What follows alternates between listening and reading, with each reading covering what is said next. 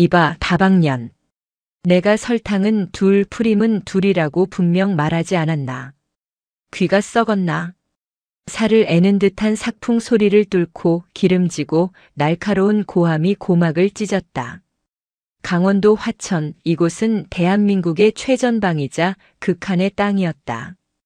겨울의 화천은 단순히 춥다는 말로는 표현이 불가능했다. 북쪽에서 불어오는 바람은 수천 개의 얼음 바늘이 피부를 난도질하는 듯한 고통을 동반했으며 병사들의 의지조차 얼어붙게 만드는 냉혹한 기운으로 가득했다. 오후 3시. 햇살은 이미 지평선 아래로 가라앉은 듯 회색빛으로 변해 있었고 머지않아 폭설이 쏟아질 듯 하늘은 잔뜩 위태로워 보였다. 육군 제7보병사단. 일명 칠성부대. 이 악명 높은 부대의 새로운 운명이 그림자처럼 드리우고 있었다. 서유진은 천천히 고개를 돌려 소리가 난 쪽을 바라보았다. 그녀의 야전 상의 깃은 턱 밑까지 바짝 세워져 있었고 낡은 방한모가 이마를 덮고 있어 얼굴의 절반은 깊은 그림자에 가려진 상태였다. 그녀가 서 있는 곳은 연대 본부 건물 뒤편의 구석진 곳. 병사들이 잠시 담배를 피우거나 식당의 잔반을 처리하러 나오는 으슥한 공간이었다. 그녀는 일부러 이곳을 택했다. 취임식 전 부대의 가장 어둡고 은밀한 민낯을 보기 위해서였다. 귀가 먹었나? 빨리 이리로 안 와. 다시 한번 들려오는 짜증 섞인 목소리의 주인공은 배가 불룩하게 나온 중년의 사내였다. 떡 벌어진 어깨와 짧은 목, 그리고 거드름을 피우는 팔자걸음. 가까이 다가올수록 그의 어깨 위에는 빛을 반사하는 대령 계급장이 번들거리고 있었다. 박무혁 연대장. 서유진이 이곳 칠성부대에 부임하기 전부터 익히 들어왔던 이 부대 내에서 왕처럼 군림하는 악명 높은 이름이었다. 그는 규정보다 자신의 기분이 우선이었으며 부하들을 자신의 손발처럼 부리는 것을 넘어 노예처럼 취급하는 작자로 소문나 있었다. 서유진은 아무런 대꾸 없이 그를 응시했다. 그녀의 눈동자는 화천의 겨울보다 더 차갑고 깊었다. 707특 수임무단 시절 생사를 넘나드는 작전지에서 수없이 마주했던 테러리스트들의 눈빛보다 눈앞에 이 탐욕스러운 사내의 눈빛이 훨씬 더 역겹고 불쾌하게 느껴졌다. 그녀의 머릿속에는 이미 수많은 정보들이 정리되고 있었다. 박무혁은 자신의 부름에도 즉시 달려오지 않는 이 낯선 여군을 보며 미간을 구겼다. 그는 서유진의 위아래를 훑어보았다. 펑퍼짐한 야전 상해 때문에 계급장은 보이지 않았다. 하지만 이 춥고 으슥한 곳에서 연대 본부 뒤편을 서성이는 젊은 여군이라니. 그의 머릿속 회로는 아주 단순하고 편협하게 돌아갔다. 새로 온다는 간호장교인가 보군. 얼마 전 사단 의무대에서 파견 나올 신임 간호장교에 대한 보고를 받은 기억이 났다. 박무혁은 입가에 비릿한 미소를 머금었다. 안 그래도 지루하던 차에 잘 걸렸다는 표정이었다. 그는 성큼 다가와 서유진의 코앞에 섰다. 역한 담배 냄새와 믹스커피 특유의 느끼하고 끈적한 단내가 훅 끼쳐왔다. 어이, 신임 간호장교. 전입신고도 안 하고 여기서 농땡이 피우나? 박무혁의 목소리에는 권위적인 오만함이 가득 차 있었다. 그는 당연히 상대가 자신에게 겁을 먹고 관등 성명을 대며 벌벌 떨 것이라 예상했다. 하지만 서유진은 미동도 하지 않았다. 그저 주머니에 찔러 넣은 손을 빼지 않은 채 무표정한 얼굴로 그를 올려다볼 뿐이었다. 사람을 봤으면 경례를 해야 할 것 아니야. 군기가 아주 빠졌구만. 요즘 여군들은 다 이래. 어이. 박무혁은 손가락질까지 해가며 목소리를 높였다. 마침 식당에서 나오던 병사 몇 명이 겁에 질린 표정으로 그 모습을 훔쳐보고는 황급히 고개를 숙이며 사라졌다. 이 부대에서 박무혁의 심기를 거스르는 것은 자살 행위나 다름없다는 것을 모두가 알고 있는 눈치였다. 서유진은 속으로 얕은 한숨을 삼켰다. 자신이 간호장교로 오해받을 줄은 몰랐지만 오히려 잘된 일이었다. 사단장 취임식 전에 부대의 민낯을 보고 싶어 일부러 수행원 한 명 없이 계급장을 가린 채 자맹을 나온 것이었다.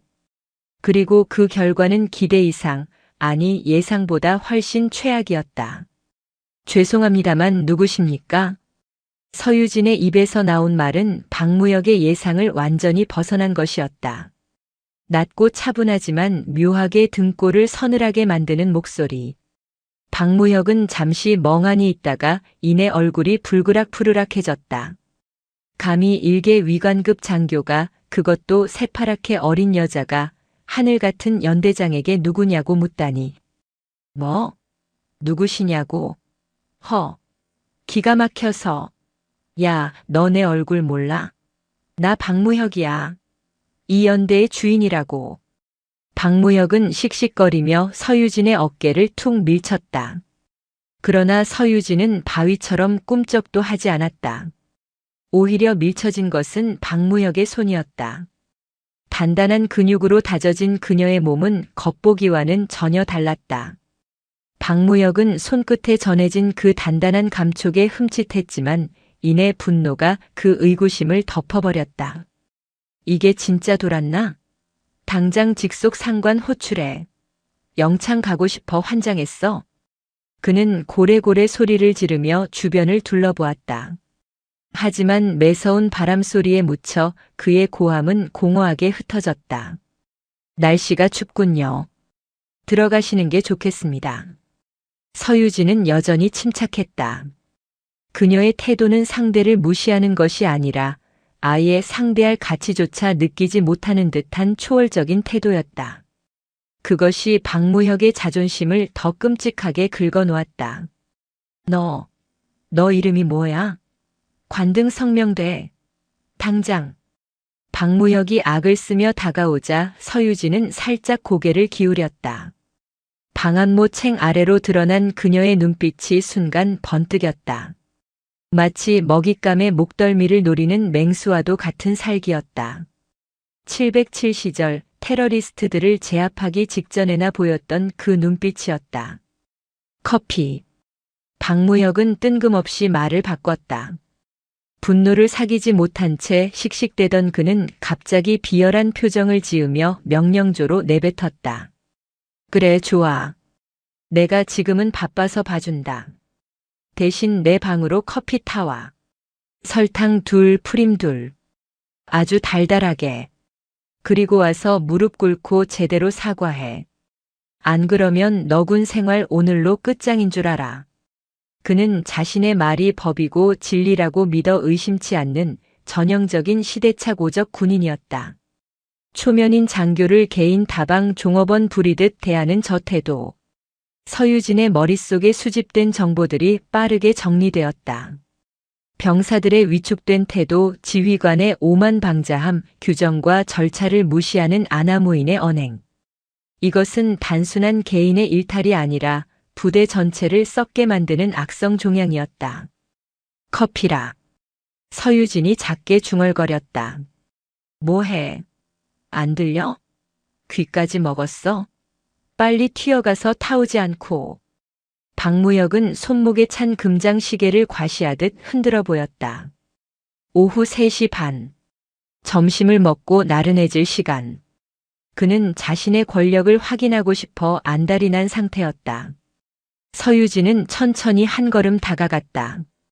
박무혁은 그녀가 순순히 명령을 따르려나 보다 생각하고 의기양양하게 어깨를 폈다. 하지만 서유진의 시선은 박무혁의 얼굴이 아닌 그의 왼쪽 가슴에 달린 명찰에 고정되어 있었다. 박무혁. 그녀는 마음속으로 그 이름을 또박또박 새겼다. 마치 데스노트에 이름을 적어 넣듯 차갑고 건조하게. 그리고 시선을 올려 박무혁의 눈을 똑바로 응시했다. 그 눈빛에는 그 어떤 두려움도 존경도 없었다. 오직 처분만을 기다리는 폐기물을 바라보는 듯한 서늘한 경멸만이 담겨 있었다. 내일 뵙겠습니다. 박무혁 연대장님. 서유진은 짧게 한마디를 남기고 몸을 돌렸다. 뭐? 내일? 야, 어디가? 커피 타오라니까. 박무혁이 뒤에서 길길이 날뛰었지만 서유진은 뒤도 돌아보지 않았다. 그녀의 발걸음은 군더더기 없이 깔끔하고 절도 있었다. 눈 덮인 연병장을 가로지르는 그녀의 뒷모습은 거센 눈보라 속에서도 흔들림 없는 한 그루의 고목 같았다.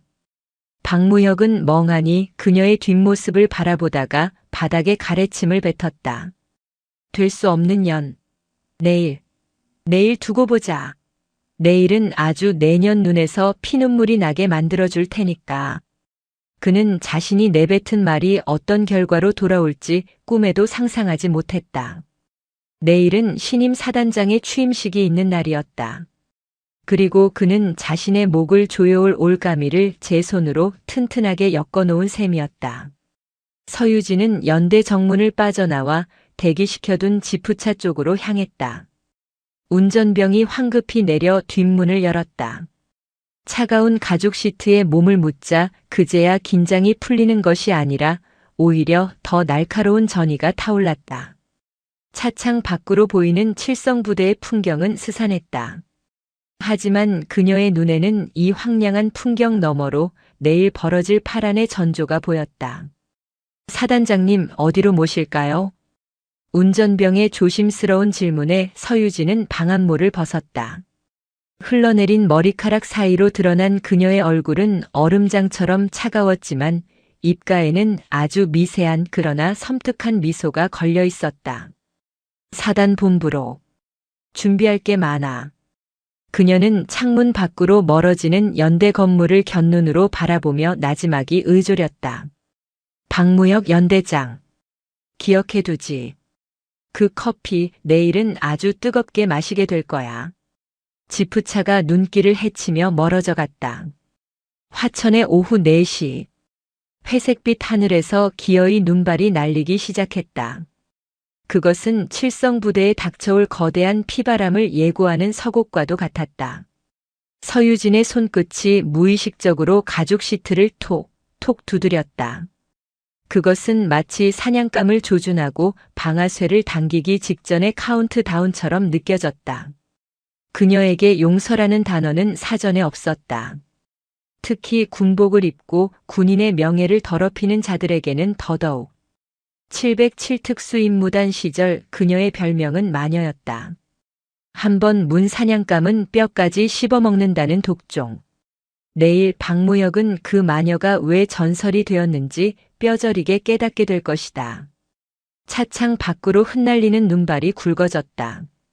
서유진은 눈을 감고 내일 있을 취임식 단상 위에서의 풍경을 그렸다. 자신의 앞에 도열한 병력들, 그리고 그 맨 앞줄에서 사색이 되어 벌벌 떨 박무혁의 얼굴을 상상하자 비로소 가슴속에 체증이 조금은 내려가는 듯 했다. 전쟁은 이미 시작되었다. 총성 없는 전쟁. 그러나 그 어떤 전투보다 잔혹하고 처절한 응징의 시간이 다가오고 있었다. 강원도 화천의 아침은 단순히 해가 뜨는 시간이 아니었다. 그것은 밤새 얼어붙은 대지가 비명을 지르며 깨어나는 고통의 시간이었다. 오전 9시. 육군 제7보병사단 사령부 대연병장에는 팽팽한 긴장감이 감돌았다. 차가운 칼바람이 기대 위에서 펄럭이는 부대기를 사정없이 때렸지만 연병장의 도열한 수천 명의 병력은 미동조차 없었다. 그들의 입에서 뿜어져 나오는 하얀 입김만이 이곳에 생명체가 존재함을 증명하고 있었다. 오늘은 제7보병사단 제55대 사단장 취임식이 있는 날이었다. 단상 바로 아래 연대장들이 도열한 줄의 가장 앞자리에 박무혁 대령이 서 있었다. 그는 추위에 잔뜩 어깨를 웅크린 채 자신의 부관인 작전 장교에게 신경질적인 목소리로 투덜거렸다. 젠장, 날씨 한번 더럽게 춥네. 신임 사단장은 뭐하는 위인이라 이 날씨에 취임식을 야외에서 하고 난리야. 강당 놔두고. 박무혁은 습관적으로 바닥에 침을 뱉으려다 주변의 눈을 의식하고 꿀꺽 삼켰다. 어제 만난 그 당돌한 여군 생각에 밤잠을 설친 탓에 머리가 지끈거렸다. 그 건방진 계집애. 오늘 행사가 끝나면 의무대장 쥐잡듯이 잡아서라도 기어이 내 앞에 무릎 꿇리고 말겠다. 그는 어금니를 꽉 깨물었다. 감히 연대장인 자신에게 눈을 부라리며 내일 보자고 했던 그 눈빛이 뇌리에서 떠나지 않았다. 건방진 것들은 초장에 밟아놔야 직성이 풀리는 그였다. 연대장님, 넥타이가 조금 비뚤어졌습니다. 부관이 조심스럽게 속삭였다. 박무혁은 귀찮다는 듯 손을 내저었다. 아, 됐어. 누가 본다고 그래? 어차피 새로 오는 사단장, 여자라며? 여자가 뭘 알겠어? 그냥 본부에서 시키는 대로 서류나 결제하다 가겠지. 707 출신이라고 떠들어대던데 다 헛소문일 거야. 여자가 특수부대는 무슨. 그의 목소리에는 뿌리 깊은 남성 우월주의와 오만함이 배어 있었다. 그는 자신의 군화코가 흑투성이인 것도 정복 바지의 주름이 엉망인 것도 신경 쓰지 않았다. 어차피 이 부대의 실세는 자신이라고 믿었기 때문이다. 오전 9시 50분. 사단장님 입장하십니다. 사회자의 우렁찬 목소리가 연병장에 울려 퍼졌다. 군악대의 웅장한 연주가 시작되었고 모든 병력의 시선이 연병장 입구로 쏠렸다. 검은색 지휘관용 세단이 미끄러지듯 들어와 단상 옆에 멈춰 섰다. 박무혁은 심드렁한 표정으로 그 광경을 지켜보았다. 운전병이 내려 뒷문을 열었다. 가장 먼저 밖으로 나온 것은 반짝이는 검은색 전투화였다. 그리고 칼날처럼 각이 잡힌 정복 바지. 그 위로 티끌 하나 없는 정복 상의가 드러났다. 오전 10시 정각. 마침내 신임 사단장이 차에서 완전히 내려 단상으로 걸음을 옮기기 시작했다. 겨울 햇살이 그녀의 어깨 위를 비추었다. 박무혁의 입에서 바람 빠지는 소리가 새어나왔다. 그는 자신의 눈을 의심했다. 아니, 헛것을 보고 있다고 생각했다. 눈을 비비고 다시 보았지만 단상 계단을 오르는 저 인물은 분명 어제 자신이 그토록 모욕을 주었던 그 여자였다. 낡은 야전 상의 대신 완벽하게 몸에 맞는 정복을 입었고 펑퍼짐한 방한모 대신에 성판이 달린 정모를 쓰고 있었지만 그 서늘한 눈매와 다부진 인상은 틀림없었다. 그리고 결정적으로 그녀의 양 어깨 위에는 대령인 자신의 것보다 훨씬 크고 빛나는 두 개의 별이 박혀 있었다. 소장, 사단장, 말도 안 돼. 박무혁의 얼굴에서 핏기가 썰물처럼 빠져나갔다. 다리가 후들거려서 서 있기가 힘들 지경이었다. 어제 자신이 뱉었던 말들이 비수가 되어 심장을 찌르는 듯 했다. 어이, 신임 간호장교. 커피라도 타오지 않고? 내 방으로 커피 타와. 설탕 2, 프림 2. 무릎 꿇고 제대로 사과해. 기억의 파편들이 폭풍처럼 몰아쳤다. 심장이 미친 듯이 쿵쾅거려 옆에 있는 부관에게까지 그 소리가 들릴 것만 같았다. 그는 자신이 사단장에게 커피 심부름을 시키고 반말을 하고 심지어 무릎을 꿇으라고 협박했다는 사실을 받아들이기 힘들었다. 이건 하극상 정도가 아니었다. 말 그대로 죽고 싶어 환장한 짓이었다. 서유진 소장은 단상 중앙에 섰다. 그녀는 경례를 받기 전 천천히 연병장을 둘러보았다. 수천 명의 병사들을 훑어보는 그녀의 시선은 매서웠다. 그리고 그 시선이 멈춘 곳은 단상 바로 아래 첫 번째 줄 박무혁이 서 있는 곳이었다. 서유진의 입가에 아주 희미한 미소가 스쳤다. 어제 연대 건물 뒤편에서 보여주었던 그 섬뜩한 미소였다. 박무혁은 그 눈빛과 마주친 순간 숨이 턱 막히는 공포를 느꼈다. 마치 거대한 뱀 앞에 놓인 개구리가 된 기분이었다. 부대, 차렷. 사단장님께 대하여 경례, 단결. 우렁찬 단결 구호가 화천 평야를 뒤흔들었다. 박무혁은 반사적으로 손을 올려 경례를 했지만 손끝이 덜덜 떨리는 것을 주체할 수 없었다.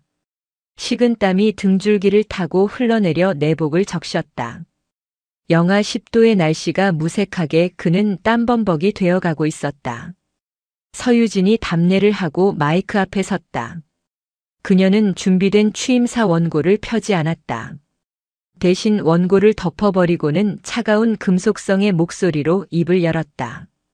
제7보병사단 장병 여러분. 사단장 서유진 소장이다. 스피커를 타고 흐르는 그녀의 목소리는 건조했지만 묵직한 힘이 실려 있었다. 나는 오늘 여러분에게 사탕 발림 같은 약속을 하러 온 것이 아니다. 군인은 군인다워야 하고 지휘관은 지휘관다워야 한다. 하지만 내가 어제 미리 둘러본 우리 부대의 모습은 실망스러웠다. 연병장에 찬물을 끼얹은 듯한 정적이 흘렀다. 병사들도 간부들도 모두 긴장했다. 취임식에서 이런 식의 직설적인 화법을 구사하는 지휘관은 처음이었다. 계급을 권력으로 착각하고 부하를 산호비처럼 부리며 군기를 무너뜨리는 자들이 이 부대에 기생하고 있다. 서유진의 시선이 다시 한번 박무혁을 향해 꽂혔다. 박무혁은 고개를 들 수가 없었다. 땅이 갈라져서 그 속으로 숨고 싶은 심정뿐이었다. 나는 707특 수임무단에서 복무하며 배웠다. 적은 외부에만 있는 것이 아니다. 내부를 썩게 만드는 자가 더 무서운 적이다. 나는 오늘부터 그 내부의 적을 도려내는 수술을 집도할 것이다. 수술. 그 단어가 박무혁의 귓가에 사형 선고처럼 울렸다. 서유진이 잠시 말을 멈추었다. 그 짧은 침묵이 박무혁에게는 영겁의 시간처럼 느껴졌다. 초면의 상관을 알아보지 못하고 커피 심부름을 시키며 위세를 떨던 어떤 용감한 장교가 있더군. 연병장 곳곳에서 웅성거리는 소리가 들려왔다. 설마 사단장한테 누가 그런 미친 짓을 하는 속삭임들이었다. 박무혁의 얼굴은 이제 하얗다 못해 흑빛으로 변해 있었다. 다리에 힘이 풀려 휘청거리자 옆에 있던 다른 연대장이 의아한 눈빛으로 그를 쳐다보았다. 그 커피 아주 기대하고 있다. 얼마나 달콤하게 타올지. 서유진은 박무혁을 뚫어지게 바라보며 말을 이었다. 이상 취임사는 그것으로 끝이었다. 짧고 강렬하며 누군가에게는 지옥의 서막을 알리는 선전포고였다. 취임식이 끝나고 서유진이 단상을 내려왔다. 예하 지휘관들이 도열하여 그녀와 악수를 하기 위해 기다리고 있었다. 박무혁은 도망치고 싶었지만 발이 바닥에 얼어붙은 듯 움직이지 않았다. 순서가 다가올수록 심장이 터질 것 같았다. 서유진이 첫 번째 연대장과 악수를 하고 두 번째, 세 번째를 지나 드디어 박무혁 앞에 섰다. 가까이서 본 그녀의 제복 입은 모습은 어제와는 비교도 안 될 만큼 위압적이었다. 가슴에 달린 수많은 약장과 훈장들이 그녀가 걸어온 피 튀기는 전장을 증명하고 있었다. 박무혁 연대장. 서유진이 먼저 이름을 불렀다. 칠성 연대장. 대령 박무혁. 단결. 박무혁은 삑사리가 난 목소리로 관등 성명을 댔다. 목소리가 형편없이 떨리고 있었다. 서유진은 악수를 청하지 않았다. 그저 싸늘한 눈으로 그를 내려다볼 뿐이었다. 어제는 반말을 참 잘하던데 오늘은 왜 이렇게 떨어? 날씨가 추워서 그런가? 아니면 그녀가 몸을 살짝 숙여 박무혁의 귀에 대고 나직하게 속삭였다. 주변 사람들은 듣지 못할 오직 박무혁만을 위한 미러였다. 내가 간호장교가 아니라서 실망했나? 사단장님, 그게 저는 정말 모르고. 박무혁이 변명을 하려 했지만 혀가 굳어 말이 제대로 나오지 않았다. 시끄러워. 서유진이 말을 뚝 잘랐다. 변명은 군사법정이나 징계위원회에서 듣도록 하지. 지금 당장 내 집무실로 와. 올 때 알지? 커피. 그녀는 싸늘하게 웃었다. 설탕 2, 프림 2. 맛이 조금이라도 이상하면 자네 군복을 벗겨서 저 철조망 밖에 걸어두겠어. 서유진은 대답도 기다리지 않고 돌아섰다. 그녀를 따르는 참모들의 발걸음 소리가 멀어졌다. 홀로 남겨진 박무혁은 그대로 바닥에 주저앉을 뻔했다. 바람이 윙거리며 박무혁의 귓가를 때렸다. 그것은 마치 너는 이제 끝났다고 조롱하는 듯한 소리였다. 주변의 다른 연대장들이 수군거리며 그를 힐끔거렸다. 이미 눈치 빠른 자들은 상황을 파악하고 그와 거리를 두기 시작했다. 어제까지만 해도 부대의 제왕이었던 그가 하루아침에 썩은 고기 취급을 받게 된 것이다. 박무혁은 떨리는 손으로 이마에 식은땀을 닦아냈다. 하지만 닦아도 식은땀은 멈추지 않았다. 끝장이다. 그의 머릿속에는 오직 그 생각뿐이었다. 하지만 그는 몰랐다. 이것은 단순한 끝이 아니라 서유진이 준비한 처절한 지옥도의 시작일 뿐이라는 것을. 사단장 집무실. 서유진은 정모를 벗어 책상 위에 올려두었다. 널찍한 집무실 창밖으로 칠성부대의 전경이 한눈에 들어왔다.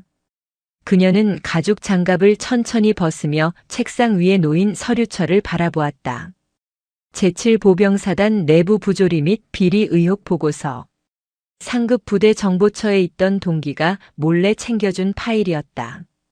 그 맨 위에는 박무혁이라는 이름이 붉은 펜으로 동그라미 쳐져 있었다. 똑똑. 노크 소리가 들렸다. 들어와. 문이 열리고 쟁반을 든 박무혁이 들어왔다. 덩치 큰 사내가 어깨를 잔뜩 웅크리고 들어오는 모습은 우스꽝스럽기까지 했다. 덜덜 떨리는 차잔 속에 커피가 찰랑거리며 밖으로 흘러넘치고 있었다. 가져왔습니다. 사단장님. 박무혁은 죄인처럼 고개를 숙인 채 커피잔을 책상 위에 내려놓았다. 달달 볶은 커피 향이 방 안에 퍼졌다. 서유진은 의자의 깊숙이 몸을 기대고 다리를 꼬았다. 그리고 턱짓으로 커피를 가리켰다. 마셔. 네. 저는 내가 탄 커피가 어떤 맛인지 내가 먼저 맛을 봐야지. 혹시 독이라도 탔을지 누가 아나. 사단장님, 어찌 그런 말씀을. 박무혁이 펄쩍 뛰었지만 서유진의 표정은 변화가 없었다. 마시라고 했다. 명령이야. 박무혁은 울상을 지으며 뜨거운 커피 잔을 들었다. 입천장이 데일 정도로 뜨거웠지만 뱉을 수도 없었다. 그는 억지로 뜨거운 액체를 목구멍으로 넘겼다. 맛이 어떤가? 답니다. 달아요. 그래. 인생이 항상 그렇게 달달하면 좋겠지. 박무혁 대령. 자네가 그동안 병사들의 고혈을 빨아먹으며 누렸던 그 달콤한 인생처럼 말이야. 서유진이 서류철을 집어 박무혁의 앞으로 툭 던졌다. 이게 뭘까? 박무혁의 눈동자가 흔들리며 서류철 제목을 확인했다. 순간 그의 눈이 튀어나올 듯 커졌다.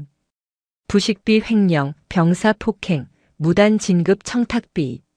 그가 저질러온 온갖 만행들이 낱낱이 기록되어 있었다. 에이, 이건 모함입니다. 음모입니다. 사단장님, 음모. 707특 수임무단에서 내가 제일 잘하던 게 뭔지 알아? 썩은 부위 도려내기야. 나는 확실하지 않으면 칼을 뽑지 않아. 서유진이 자리에서 일어났다. 그녀가 한 걸음씩 다가올 때마다 박무혁은 뒷걸음질 쳤다. 지금부터 자네 직무는 정지된다. 헌병대에서 수사관들이 대기하고 있어. 나가서 그들에게 자네의 억울함을 호소해봐. 들어줄지는 모르겠지만. 사단장님, 한 번만 봐주십시오. 제가 죽을 죄를 지었습니다. 충성으로 보답하겠습니다. 박무혁이 기어이 바닥에 무릎을 꿇었다. 어제 그가 서유진에게 요구했던 그 자세였다. 비굴함의 극치였다.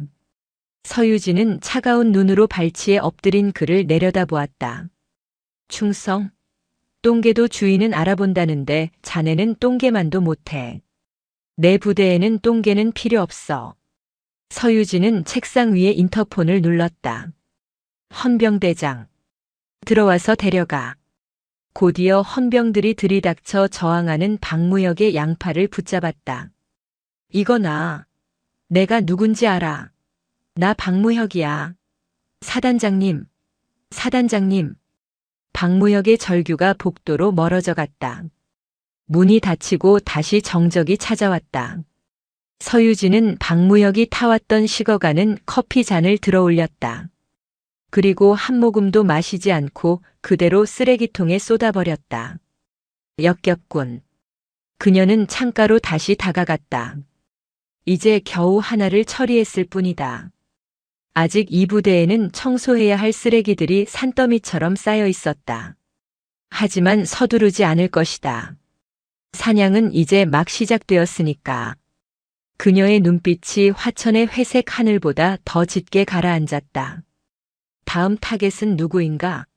그녀는 이미 알고 있다는 듯 책상 위에 놓인 조직도를 쳐다보았다. 오후 4시.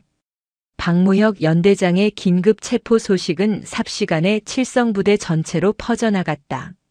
마치 마른 장작더미에 불이 붙은 것처럼 소문은 꼬리에 꼬리를 물고 병영식당, 생활관, 심지어 경계 초소까지 번졌다.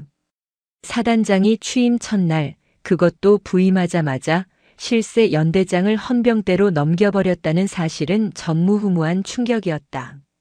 사단본부 청사 2층. 참모장실 창밖으로 흩날리는 눈발을 바라보는 한 남자의 등 뒤로 무거운 정적이 흘렀다. 신강철 대령. 사단의 살림을 책임지는 참모장이자 박무혁과는 육군 사관학교 선후배 사이로 끈끈하게 엮인 인물이었다. 그는 박무혁처럼 무식하게 힘을 과시하는 타입이 아니었다.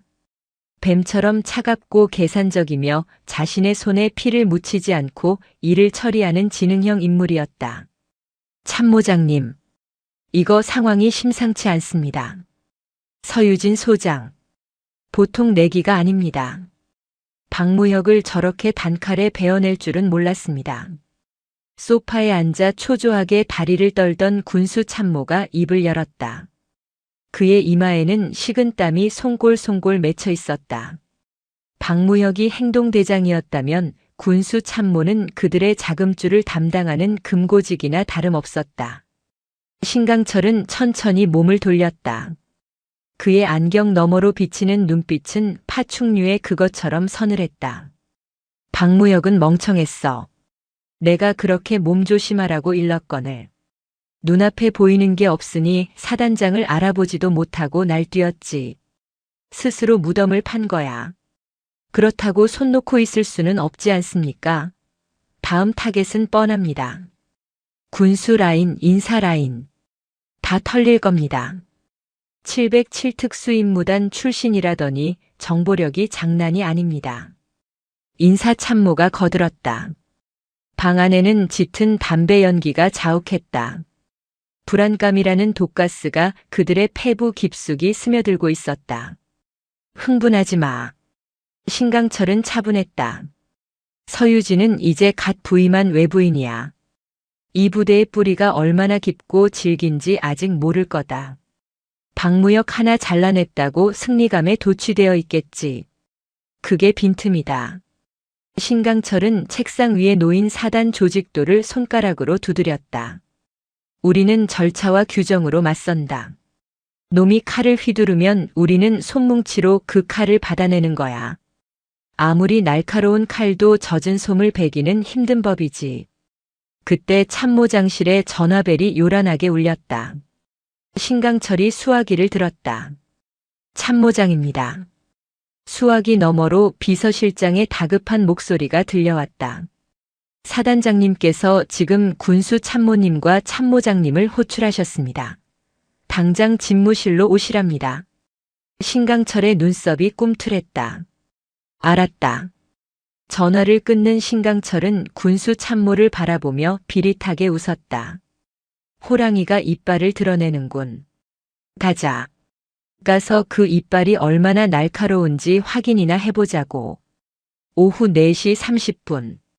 사단장 집무실. 공기는 얼음장처럼 차가웠다. 난방이 돌아가고 있었지만 서유진이 내뿜는 기운이 방 안의 온도를 10도는 낮추어 놓은 듯 했다. 책상 위에는 그녀가 직접 검토한 군수 관련 서류들이 산더미처럼 쌓여 있었다. 신강철과 군수 참모가 경례를 붙였다. 충성. 부르셨습니까?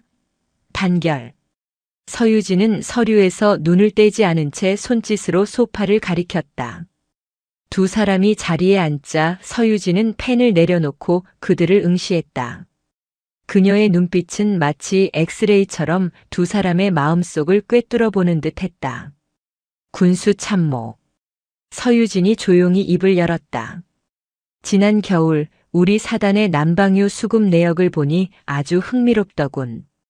군수 참모가 침을 꼴깍 삼켰다. 올 것이 왔다는 표정이었다. 기록상으로는 전 예하 부대의 정량 100%가 보급된 것으로 되어 있어.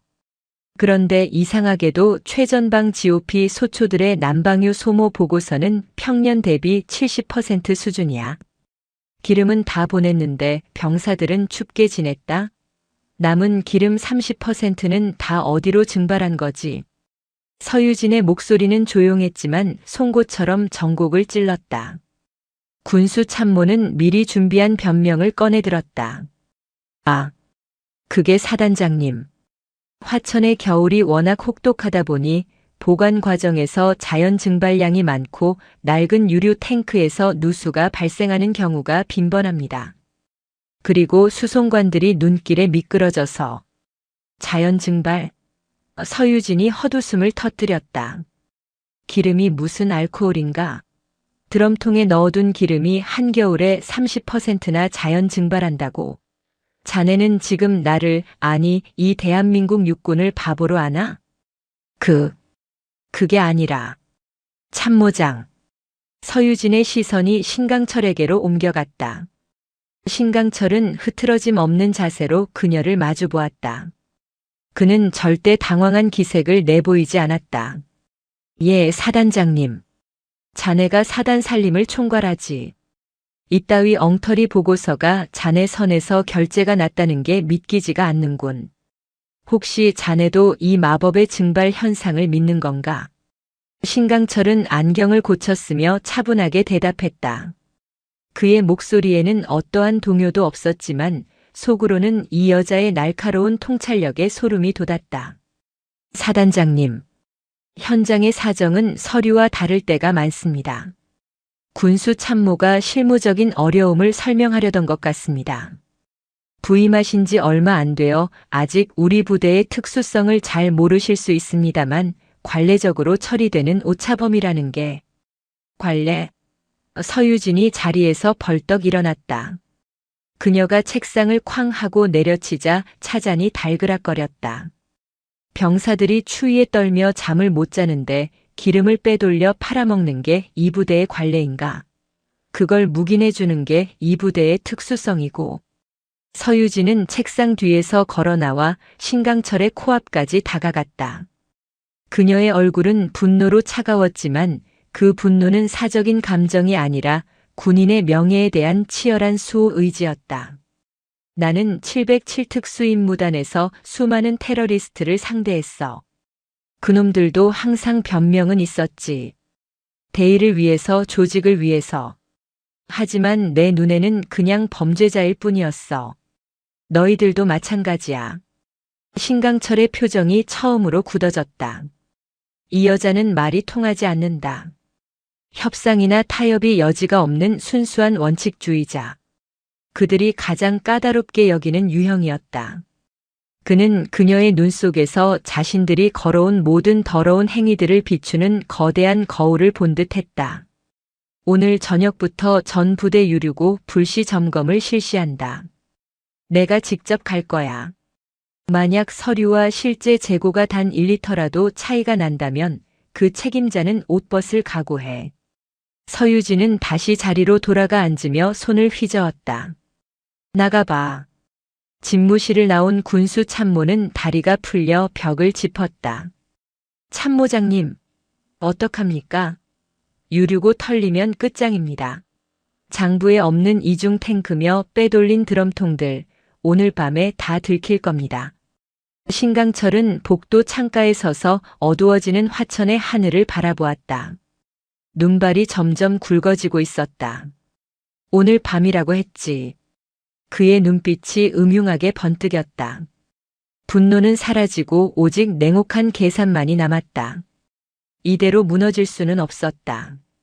박무혁의 체포로 흔들린 조직을 다잡기 위해서라도 이 마녀를 반드시 제거해야 했다.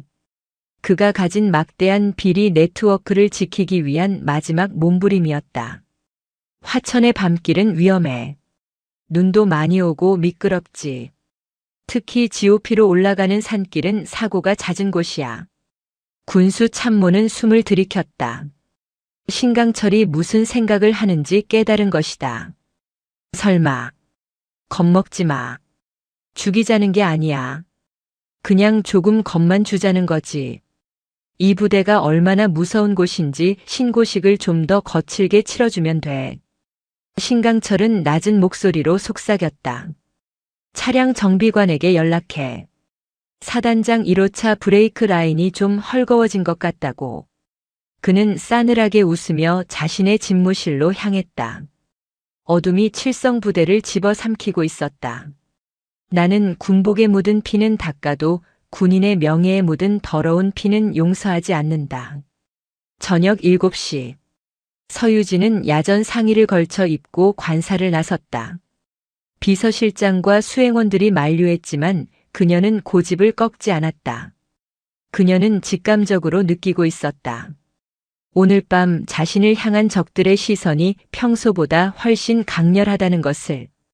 이 시찰은 단순한 유류고 점검이 아니라 자신을 제거하기 위한 적들의 마지막 도발이 될 것임을. 수행비서 한 명만 대동한다. 1호차 대기시켜. 그녀는 서류상의 숫자가 아닌 이 추위 속에서 복무하는 병사들의 진짜 눈물을 봐야만 했다. 그것이 자신이 이 자리에 온 이유였다. 검은색 지프차가 눈보라를 뚫고 위병소를 빠져나갔다. 목적지는 사단 내에서 가장 험하고 춥기로 소문난 연대의 GOP 지구대였다. 일명 통곡의 능선이라 불리는 곳이었다. 운전병은 긴장한 듯 핸들을 꽉 잡았다. 와이퍼가 부지런히 움직였지만 쏟아지는 눈을 감당하기 힘들었다. 길이 많이 미끄럽습니다, 사단장님. 천천히 가겠습니다. 그래. 안전이 우선이야. 서유진은 뒷좌석에서 창밖을 응시했다. 가로등 하나 없는 칠흑 같은 어둠. 그 어둠 속에 얼마나 많은 비리가 숨겨져 있을지 가늠조차 되지 않았다. 그녀의 707특 수임무단 시절 훈련받은 예민한 감각은 이 고요한 밤길이 주는 평온함 뒤에 숨겨진 차가운 살기를 놓치지 않았다. 차가 구불구불한 산길을 오르기 시작했을 때였다. 운전병의 당황한 목소리가 터져나왔다. 그의 얼굴은 백지장처럼 하얗게 질려 있었다. 왜 그래? 사단장님, 브레이크가 안 됐습니다. 지프차는 내리막길 커브를 앞두고 속도가 줄지 않았다. 오히려 가속도가 붙어 미끄러지기 시작했다. 오른쪽은 깎아지른 절벽, 왼쪽은 바위산이었다. 침착해. 엔진 브레이크 써. 기어 낮춰. 서유진이 소리쳤다. 하지만 운전병은 패닉 상태에 빠져 허둥댔다. 차량은 춤을 추듯 빙글 돌며 절벽 쪽 가드레일을 향해 돌진했다. 차체는 이미 통제 불능 상태에 빠져 있었다. 신강철. 민동훈이 아닌 신강철이구나. 서유진의 뇌리에 한 사람의 얼굴이 스쳐 지나갔다. 이것은 우연이 아니다. 명백한 테러다. 그녀가 내부의 적을 도려내기 시작하자 적들 역시 그녀의 목숨을 노리기 시작한 것이다. 꽉 잡아. 서유진은 본능적으로 앞 좌석 시트를 잡고 몸을 웅크렸다. 쾅! 지프차가 가드레일을 들이받았다. 굉음과 함께 차체가 붕 뜨는 듯 하더니 가드레일을 뚫고 비탈길 아래로 굴러떨어졌다. 세상이 뒤집히고 유리가 깨지는 소리, 쇠가 찌그러지는 소리가 고막을 찢었다. 차량은 몇 번이나 굴렀을까. 거대한 전나무에 부딪히고서야 겨우 멈춰 섰다. 정적. 오직 바람 소리만이 사고 현장을 감돌았다. 매캐한 기름 냄새와 타는 냄새가 뒤섞여 폐 속으로 밀려들어왔다. 잠시 후 찌그러진 뒷문이 끼익 소리를 내며 억지로 열렸다. 피가 흐르는 이마를 손으로 훔치며 서유진이 비틀거리는 몸으로 밖으로 나왔다. 707 특수임무단 시절 수많은 고공 강화와 생존 훈련으로 다져진 몸이 아니었다면 즉사했을 충격이었다. 그녀는 부러진 갈비뼈의 격렬한 통증을 참고 운전석으로 기어갔다. 괜찮나? 정신 차려. 다행히 운전병은 에어백 덕분에 의식은 있었다. 사단장님. 기다려. 구조 요청을 할 테니. 서유진은 품에서 무전기를 꺼냈다. 하지만 충격으로 망가졌는지 잡음만 들릴 뿐이었다. 휴대폰도 터지지 않는 깊은 산속. 그녀의 눈빛이 매섭게 변했다. 찢어진 입술 사이로 하얀 입김과 함께 분노가 뿜어져 나왔다. 감히 나를 죽이려 해. 이것은 선전포고였다. 저들이 선을 넘었다면 그녀 역시 군인으로서의 규정이라는 선을 지킬 이유가 없었다. 그녀는 부러진 갈비뼈의 통증을 꾹 참으며 어둠 속을 노려보았다. 이제부터는 사단장이 아니다. 707 특수임무단의 서유진으로 돌아간다. 화천의 깊은 밤, 늑대의 울음소리보다 더 서늘한 그녀의 독백이 눈보라 속에 묻혔다. 사고 지점에서 가장 가까운 부대는 연대의 수색 중대 독립소초였다. 서유진은 의식을 잃은 운전병을 차 안에 안전하게 눕혀두고 응급처치를 한 뒤 소초를 향해 걷기 시작했다. 이마에서 흐른 피가 눈썹을 타고 내려와 시야를 가렸지만 그녀는 멈추지 않았다. 부러진 갈비뼈가 폐를 찌르는 듯한 고통도 그녀의 정신력을 꺾을 수는 없었다. 밤 10시. 눈보라는 눈보라가 아니라 재앙에 가까웠다. 허벅지까지 쌓인 눈을 헤치며 산길을 걷는 것은 맨몸으로 하는 고행이나 다름없었다. 하지만 서유진의 머릿속은 차라리 명징해졌다. 저들은 실수를 했다. 자신을 확실하게 죽이지 못한 것. 그것이 저들의 가장 큰 패착이 될 것이다. 저 멀리 희미한 불빛이 보였다. 수색 중대 독립소초의 막사였다. 그런데 분위기가 이상했다. 경계 근무를 서야 할 초병이 보이지 않았다. 위병소는 텅 비어 있었고 막사 안에서는 시끌벅적한 소리가 새어나오고 있었다. 서유진은 숨을 죽이고 막사 창문 밑으로 다가갔다. 안에서 들려오는 소리는 군가가 아니었다. 유행가 가락과 술잔 부딪히는 소리, 그리고 비명에 가까운 고함이었다. 야, 이 새끼야. 술맛 떨어지게 표정이 그게 뭐야? 웃어. 안 웃어. 죄송합니다. 죄송하면 군 생활이 끝나냐? 엎드려 뻗쳐. 서유진은 조심스럽게 창문 틈으로 안을 들여다보았다. 지옥도가 따로 없었다. 중대장으로 보이는 대위 한 명이 상의를 탈의한 채 술에 취해 비틀거리고 있었고 그 옆에는 하사관들이 히히덕거리며 안주를 집어먹고 있었다. 바닥에는 앳된 얼굴의 병사 하나가 엎드려 뻗쳐를 하고 있었는데 중대장은 그 병사의 등 위에 발을 올리고 짓누르고 있었다.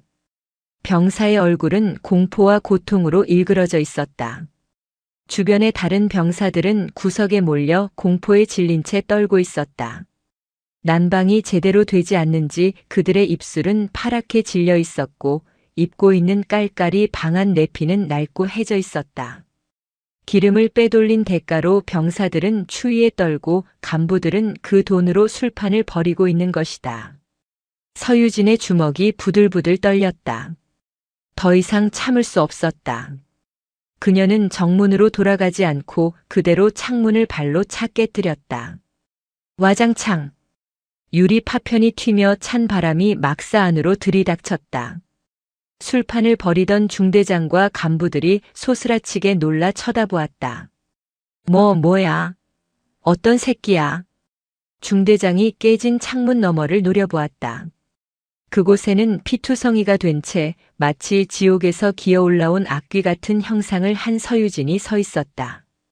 야전 상의는 찢어지고 머리는 산발이었지만 그 눈빛만큼은 시퍼렇게 살아있었다. 서유진은 창틀을 짚고 가볍게 안으로 뛰어들었다. 누구세요? 민간인인가? 아줌마, 여기 군부대야. 미쳤어? 여기가 어디라고 들어와? 술에 취해 살이 분별이 안 되는 중대장이 비틀거리며 다가왔다.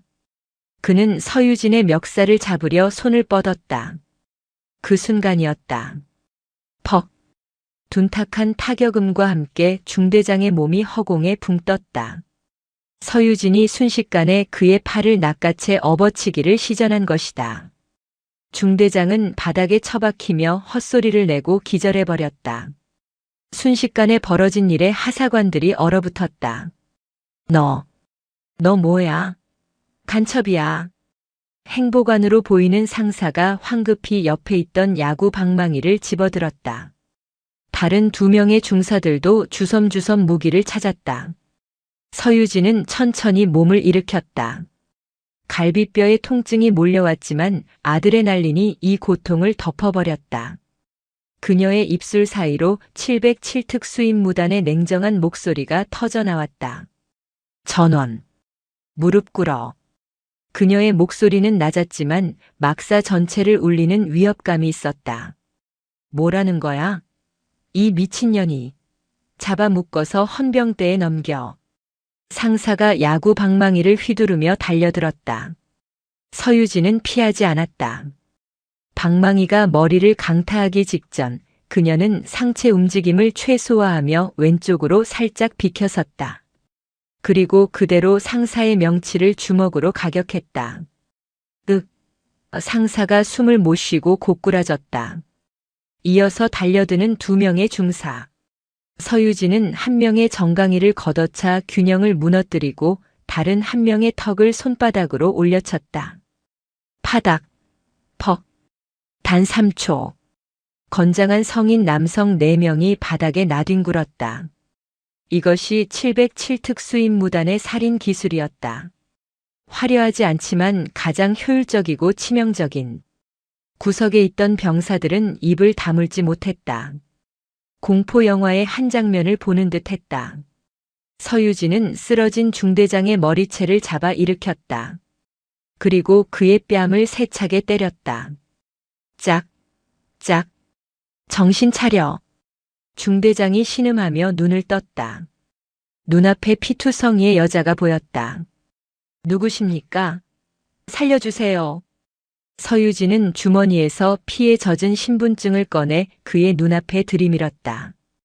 육군 소장 서유진. 너희들의 사단장이다. 사단장님. 중대장의 동공이 지진이라도 난 듯 흔들렸다. 그제야 바닥에 쓰러진 하사관들도 사태를 파악하고 사색이 되었다. 자기들이 사단장을 공격했다. 그것도 야구 방망이로. 이건 즉결 처형을 당해도 할 말이 없는 상황이었다. 서유진은 중대장을 쓰레기 던지듯 바닥에 내동댕이 쳤다. 그리고 구석에서 떨고 있는 아까 엎드려 뻗쳐를 하고 있던 병사에게 다가갔다. 병사는 겁에 질려 뒷걸음질 쳤다. 서유진은 무릎을 굽혀 병사와 눈높이를 맞췄다. 그녀의 표정이 순식간에 부드러워졌다. 이름이 뭐지? 일병 김철수입니다. 많이 힘들었겠구나. 서유진은 자신의 야전 상의를 벗어 덜덜 떨고 있는 김일병의 어깨에 덮어주었다. 피 묻고 찢어진 옷이었지만 그 옷에서 느껴지는 온기는 뜨거웠다. 춥지? 아닙니다. 괜찮습니다. 거짓말하지 마. 내가 다 봤어. 기름이 없어서 춥고 배고파서 춥고 억울해서 추운 거. 다 알아. 서유진의 따뜻한 말 한마디에 김일병의 눈에서 참았던 눈물이 터져나왔다. 사단장님, 너무 춥습니다. 집에 가고 싶습니다. 병사의 울음소리가 막사를 채웠다. 그것은 단순한 어리광이 아니었다. 부조리와 폭력 그리고 추위 속에서 생존을 위협받던 한 인간의 절규였다. 서유진은 김일병을 안아주었다. 그리고 싸늘한 눈으로 바닥에 기어다니는 간부들을 노려보았다. 잘 들어라. 오늘 밤 이 소초에서 본 것은 아무것도 없다. 너희는 그저 술에 취해 서로 싸우다가 다친 거야. 알겠나? 예, 알겠습니다. 중대장과 간부들은 살려만 달라는 듯 머리를 조아렸다. 그리고 전화기 가져와. 서유진은 행정반 전화기를 건네받았다. 다행히 유선 전화는 살아있었다. 그녀는 헌병대장이 아닌 자신이 미리 포섭해둔 외부의 조력자에게 전화를 걸었다. 사단 내부의 통신망은 이미 감청되고 있을 가능성이 높았다. 나야. 위치 추적해서 지금 당장 헬기 띄워. 무장 병력 꽉 채워서. 내 부하들이 죽어가고 있어. 전화를 끊는 서유진은 행정반 의자에 앉았다. 부러진 갈비뼈가 비명을 질렀지만 그녀는 허리를 꼿꼿이 폈다. 5분 뒤 멀리서 헬기의 프로펠러 소리가 들려왔다. 두두두두. 그 소리는 칠성부대의 썩은 살을 도려내기 위해 날아오는 심판의 소리였다. 서유진은 바닥에 엎드린 중대장에게 나직하게 말했다. 기도해라. 내가 너희를 군사재판에 넘기는 걸로 끝내기를. 만약 내 손으로 직접 처리하게 된다면 너희는 차라리 죽여달라고 빌게 될 거야. 중대장은 오줌을 지렸다. 잠시 후 헬기 서치라이트가 막사를 비추고 완전 무장한 특수부대원들이 레페를 타고 내려왔다. 그들은 사단 헌병대가 아닌 서유진의 친정인 육군본부 직할 특수부대원들이었다. 사단장님, 무사하십니까? 팀장이 달려와 경례를 했다. 상황 종료. 이 쓰레기들 전부 체포해. 그리고 내 차가 전복된 곳으로 가서 운전병을 구해라. 서둘러. 단결. 서유진은 들것에 실려 헬기로 옮겨졌다. 헬기가 이륙하며 아래를 내려다보았다. 눈 덮인 화천의 산하가 한눈에 들어왔다. 그 하얀 눈 밑에 얼마나 많은 썩은 것들이 묻혀 있을지. 그녀는 주먹을 꽉 쥐었다. 신강철 대령. 내 차에 손을 댄 대가는 아주 비쌀 거야. 내 놈의 목숨보다 더. 헬기는 어둠을 가르며 사단 본부를 향해 날아갔다. 밤 11시. 이제 진짜 전쟁이 시작되었다. 서유진은 돌아오지 못할 강을 건넜고 그 강물은 피로 붉게 물들 것이다. 다 부숴버리겠어. 707특수임무단의 방식대로. 그녀의 눈동자 속에서 푸른 불꽃이 타오르고 있었다. 그것은 복수였다. 자신의 부하들을 그리고 군인의 명예를 짓밟은 자들에 대한 처절한 복수.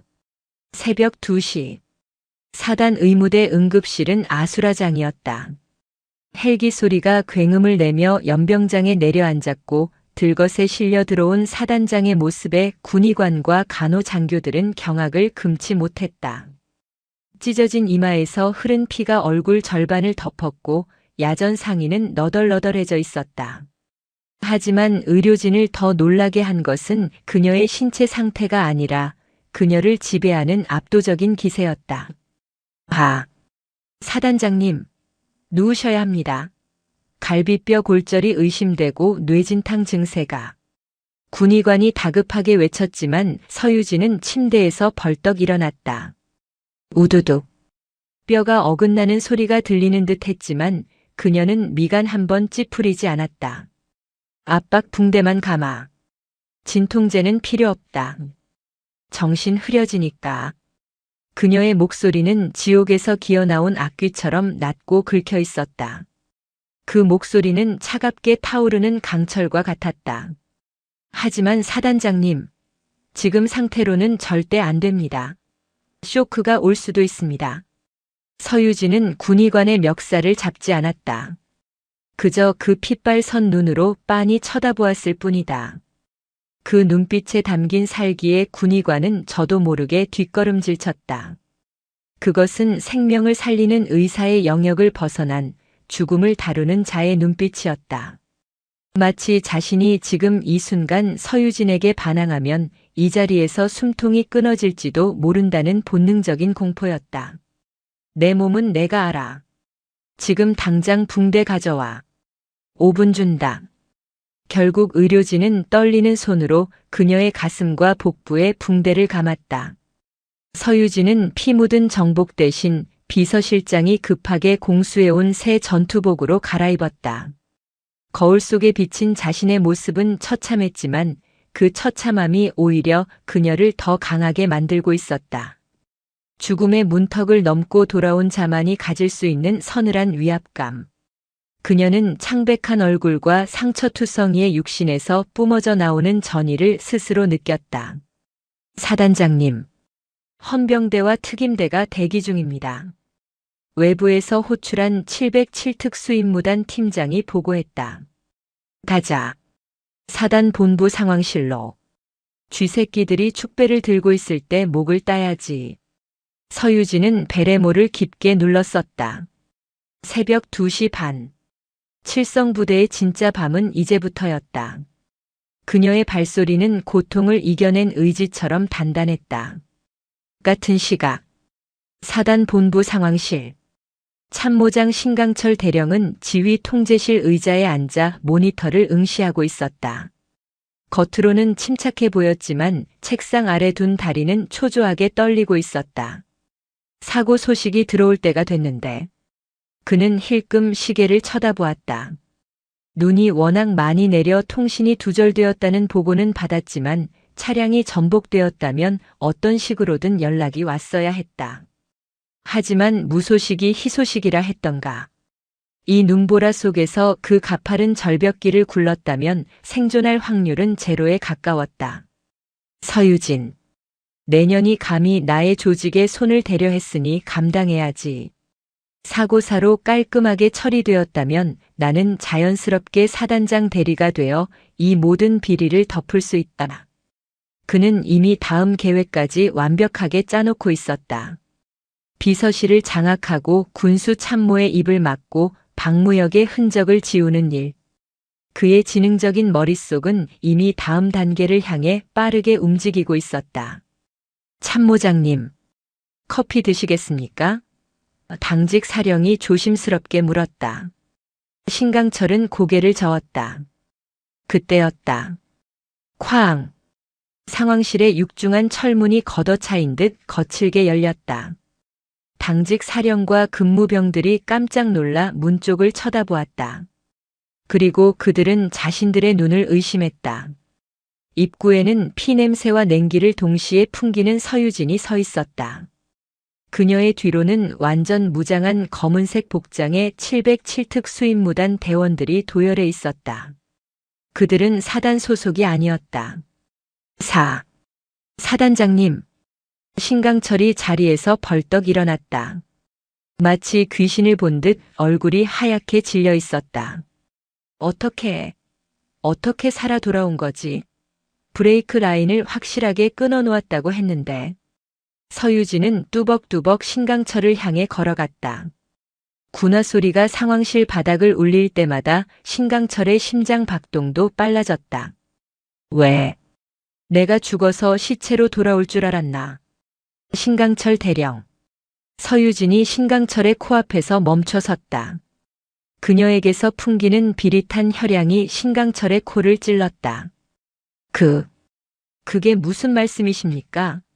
무사하셔서 다행입니다. 연락이 두절되어 걱정하고 있었습니다. 신강철은 애써 표정을 관리하며 태연한 척 연기했다. 역시 뱀 같은 위인이었다. 짝. 상황실 전체가 울릴 정도로 거대한 파열음이 터졌다. 서유진의 손바닥이 신강철의 뺨을 후려친 것이다. 신강철의 안경이 날아가 바닥에 뒹굴었고 그의 입가에서 피가 터졌다. 걱정. 내 놈이 걱정한 건 내가 아니라 내 놈의 범죄가 들통나는 거였겠지. 상황실에 있던 모든 간부가 얼어붙었다. 사단장이 참모장의 뺨을 때렸다. 이건 전시 상황이나 다름없는 비상사태였다. 사단장님, 이건 너무하십니다. 이유 없이 구타라니요. 신강철이 악을 쓰며 대들었다. 그의 자존심은 끝까지 꺾이지 않았다. 서유진은 뒤에 서 있던 특임대 팀장에게 손짓했다. 팀장이 검은색 비닐봉투 하나를 책상 위에 쏟아부었다. 툭 하고 떨어진 것은 절단면이 매끄럽게 잘린 브레이크 오일 호스였다. 이게 내 차에서 나온 거야. 누군가 인위적으로 자른 흔적이지. 정비관을 신문했더니 아주 재미있는 이야기를 하더군. 참모장이 시켰다고. 신강철의 동공이 지진이라도 난 듯 흔들렸다. 정비관이 잡혔다니. 언제? 그건 모함입니다. 정비관 그놈이 평소 저한테 앙심을 품고 아직도 입을 놀려? 서유진이 책상 위에 있던 상황 지휘봉을 집어들었다. 그리고 순식간에 신강철의 명치를 찔렀다. 신강철이 숨을 못 쉬고 바닥에 무릎을 꿇었다. 지금부터 이 상황실은 폐쇄한다. 사단 내 모든 통신망은 차단해. 외부로 나가는 전화 한 통이라도 발생하면 당직 사령 내놈부터 군법 회의에 넘기겠다. 서유진의 목소리는 서슬퍼런 칼날 같았다. 끌고 가. 지하 벙커 조사실로. 특임대원들이 신강철의 양팔을 잡고 질질 끌고 나갔다. 신강철은 발버둥 쳤지만 강철 같은 악력에 제압당해 개처럼 끌려나갔다. 사단장님 몸 상태가. 비서실장이 울먹이며 다가왔지만 서유진은 손을 들어 제지했다. 아직 안 끝났어. 오늘 밤 이 부대의 썩은 고름을 전부 짜낸다. 서유진은 흔들리는 시야를 바로잡으며 의자에 앉았다. 갈비뼈가 폐를 찌르는 고통이 밀려왔지만 정신력으로 버텼다. 모니터에는 사단 예하 부대들의 현황이 떠 있었다. 기름을 빼돌린 놈들, 병사를 학대한 놈들, 그리고 내 목숨을 노린 놈들. 그녀는 전화기를 들었다. 전 연대장, 대대장 소집해. 지금 당장. 5분 안에 복귀하거나 10분 내로 도착하지 않는 놈은 반란군으로 간주하고 체포한다. 새벽 3시. 칠성부대의 비상소집 사이렌이 울려 퍼졌다. 잠자던 장교들이 허둥지둥 군복을 입고 뛰쳐나왔다. 영문도 모른 채 사단 본부로 모여드는 그들의 머리 위로 칠흑 같은 어둠과 함께 피바람이 몰아치고 있었다. 새벽 5시. 동이 터오고 있었지만 지하 벙커 조사실은 여전히 한밤중처럼 어두웠다. 쿰쿰한 곰팡이 냄새와 쇠 비린내가 섞인 이곳은 평소 잘 사용되지 않는 공간이었다. 하지만 오늘은 달랐다. 칠성부대의 실세라 불리던 자들이 줄줄이 엮여 들어와 있었기 때문이다. 서유진이 보낸 특임대 팀은 밤새 쉴 틈 없이 움직였다. 중대장, 행보관, 군수 참모 등 핵심 비리 관련자들의 신문이 강도 높게 진행되었다. 조사실 1번 방. 그곳에는 어젯밤 독립소초에서 술판을 벌이다 잡혀온 중대장이 앉아 있었다. 그는 이미 넋이 나간 표정이었다. 밤새 이어진 서유진의 냉정한 신문은 그의 정신을 산산조각 냈다. 철문이 열리고 서유진이 들어왔다. 그녀는 붕대를 감은 상체 위에 야전 상의만 걸친 채였다. 의자에 앉은 그녀는 탁자 위에 서류 뭉치를 툭 던졌다. 김대위. 자네가 빼돌린 난방유가 시중 가격으로 환산하면 3천만 원이 넘더군. 그걸 팔아서 룸살롱 다니고 외제차 굴리고 아주 호화롭게 살았어.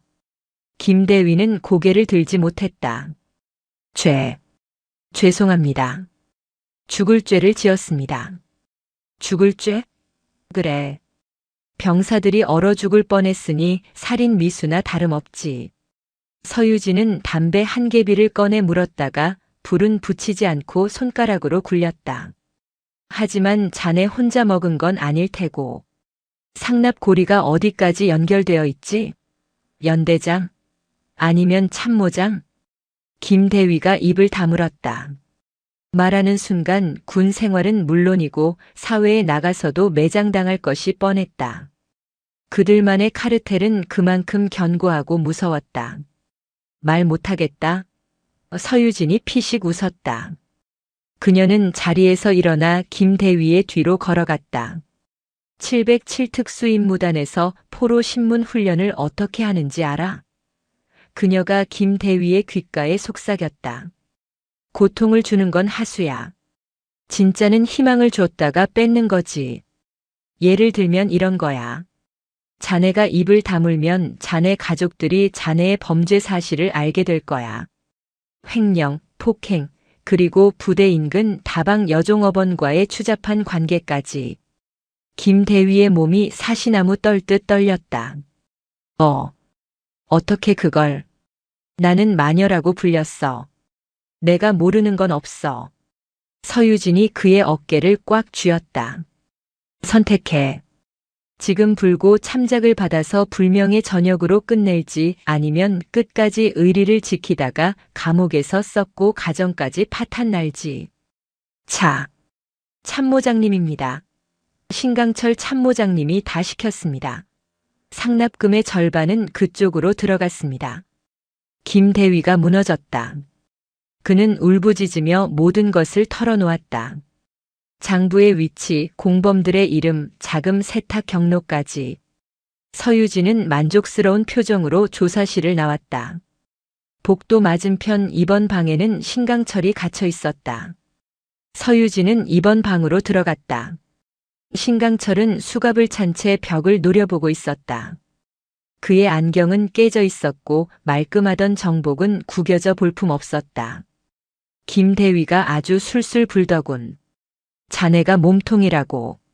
서유진이 의자에 앉으며 말했다. 신강철은 천천히 고개를 돌려 그녀를 쏘아보았다. 사단장님, 증거 있습니까?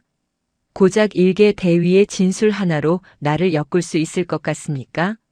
나는 육사 출신의 군 내부의 인맥이 얼마나 많은지 상상도 못하실 겁니다. 신강철은 여전히 기세가 등등했다. 그는 서유진이 외부인이라는 점 그리고 자신이 가진 보이지 않는 손들을 믿고 있었다. 인맥이라. 서유진은 품에서 작은 수첩 하나를 꺼냈다. 아까 김대위가 말한 장소에서 압수한 비밀 장부였다. 여기 아주 재미있는 이름들이 많아. 군 사령부 감찰장교, 헌병대 수사관, 심지어 국방부 군수국 과장 이름도 있네. 이게 자네가 말한 그 대단한 인맥인가? 신강철의 표정이 일순간 굳어졌다. 그 장부는 자신의 금고 깊숙한 곳에 있어야 할 물건이었다. 어떻게 저 여자가 저걸 가지고 있는 거지? 이걸 언론에 뿌리면 어떻게 될까? 자네 인맥들이 자네를 구해줄까? 아니면 꼬리 자르기를 할까? 서유진이 수첩을 흔들며 조소했다. 신강철 대령. 자네는 착각하고 있어. 자네는 거물이 아니야. 그저 저 위쪽 놈들이 쓰다 버릴 사냥개일 뿐이지. 그리고 이제 그 사냥개는 이빨이 빠졌고. 에이, 이 미친년이. 신강철이 벌떡 일어나 달려들려 했지만 수갑 때문에 균형을 잃고 넘어졌다. 서유진은 바닥에 엎어진 그의 머리를 군홧발로 짓눌렀다. 아직 상황 파악이 안 되나 본데. 자네는 지금 살인 교사 혐의도 추가됐어. 내 차 브레이크, 자네 작품인 거 정비관이 자백했고 녹음까지 따놨다. 신강철은 치욕감에 몸부림쳤다. 평생을 엘리트 코스만 밟아온 그가 이런 굴욕을 당하리라고는 상상도 못했다. 군법회의 최고형이 뭔지 알지? 사형이야. 물론 요즘은 집행을 안 한다지만 감옥에서 평생 썩게 해줄 수는 있어. 서유진은 발을 치우고 그를 내려다보았다. 마지막 기회를 주지. 자네 뒤에 있는 진짜 배후, 이 부대를 썩게 만든 그 근원을 불어. 그러면 정상 참작은 고려해보지. 신강철은 거친 숨을 몰아쉬며 바닥에 엎드린 채 생각했다. 이 여자는 진짜다. 타협도 없고 두려움도 없다. 자신이 살 길은 하나뿐이었다.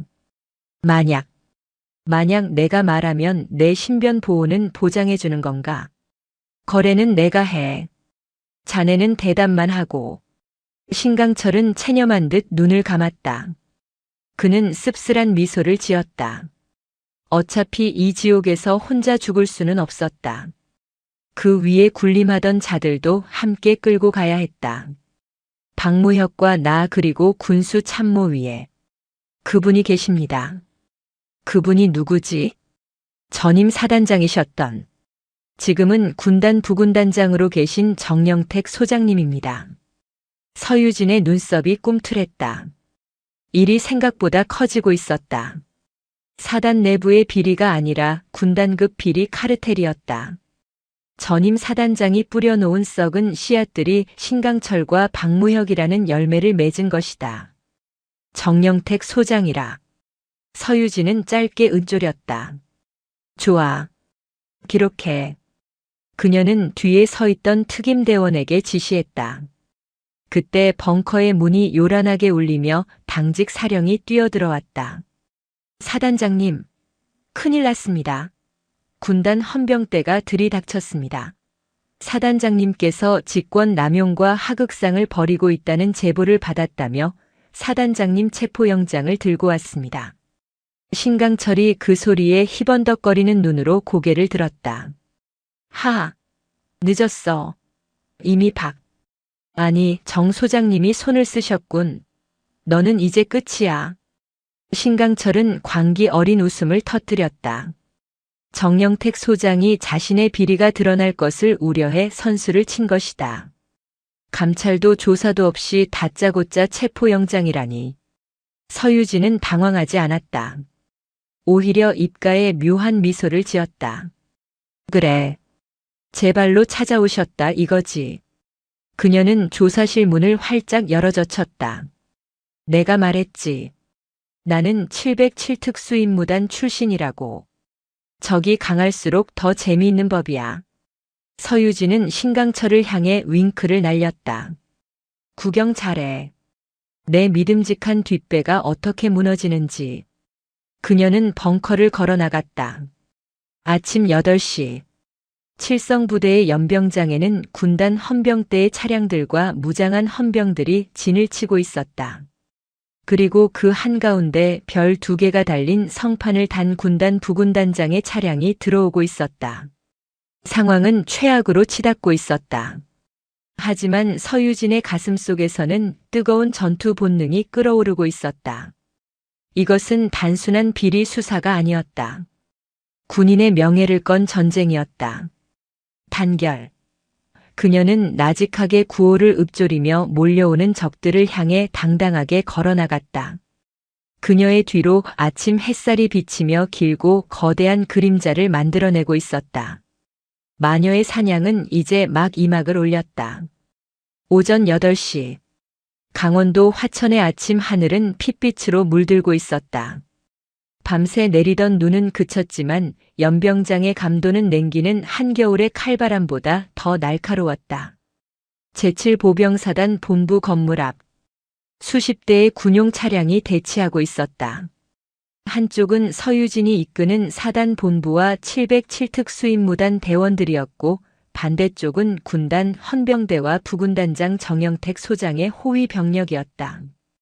군단 헌병대장인 중령이 확성기를 들고 소리쳤다. 서유진 소장, 지금 즉시 무장을 해제하고 나오십시오. 귀관은 직권 남용, 상관 모욕, 그리고 군기 문란 혐의로 긴급 체포 대상입니다. 저항할 시에는 발포할 수도 있습니다. 사단 본부 건물의 유리창 너머로 참모들과 병사들이 숨죽여 이 광경을 지켜보고 있었다. 사단장이 헌병대에 포위당하는 초유의 사태였다. 그때 본부 현관문이 열리고 서유진이 걸어 나왔다. 붕대를 감은 몸 위에 정복 코트를 걸친 그녀는 수십 개의 총구가 자신을 겨누고 있음에도 눈 하나 깜짝하지 않았다. 그녀의 뒤에는 검은 대테러 복장을 한 특임대원들이 자동 소총을 들고 부채꼴 모양으로 그녀를 호위했다. 발포? 서유진의 목소리는 확성기 없이도 쩌렁쩌렁하게 울렸다. 내 부대에서 내 허락 없이 총을 쏘겠다고. 군단 헌병대장은 제정신인가? 그녀는 천천히 계단을 내려왔다. 헌병들이 움찔하며 뒤로 주춤했다. 그녀가 내뿜는 기세는 야생의 맹수 그 자체였다. 영장 집행입니다. 순순히 따르십시오. 헌병대장이 떨리는 목소리로 영장을 흔들어 보였다. 서유진은 코웃음을 쳤다. 그 종이 쪼가리가 내 목숨보다 무거울까?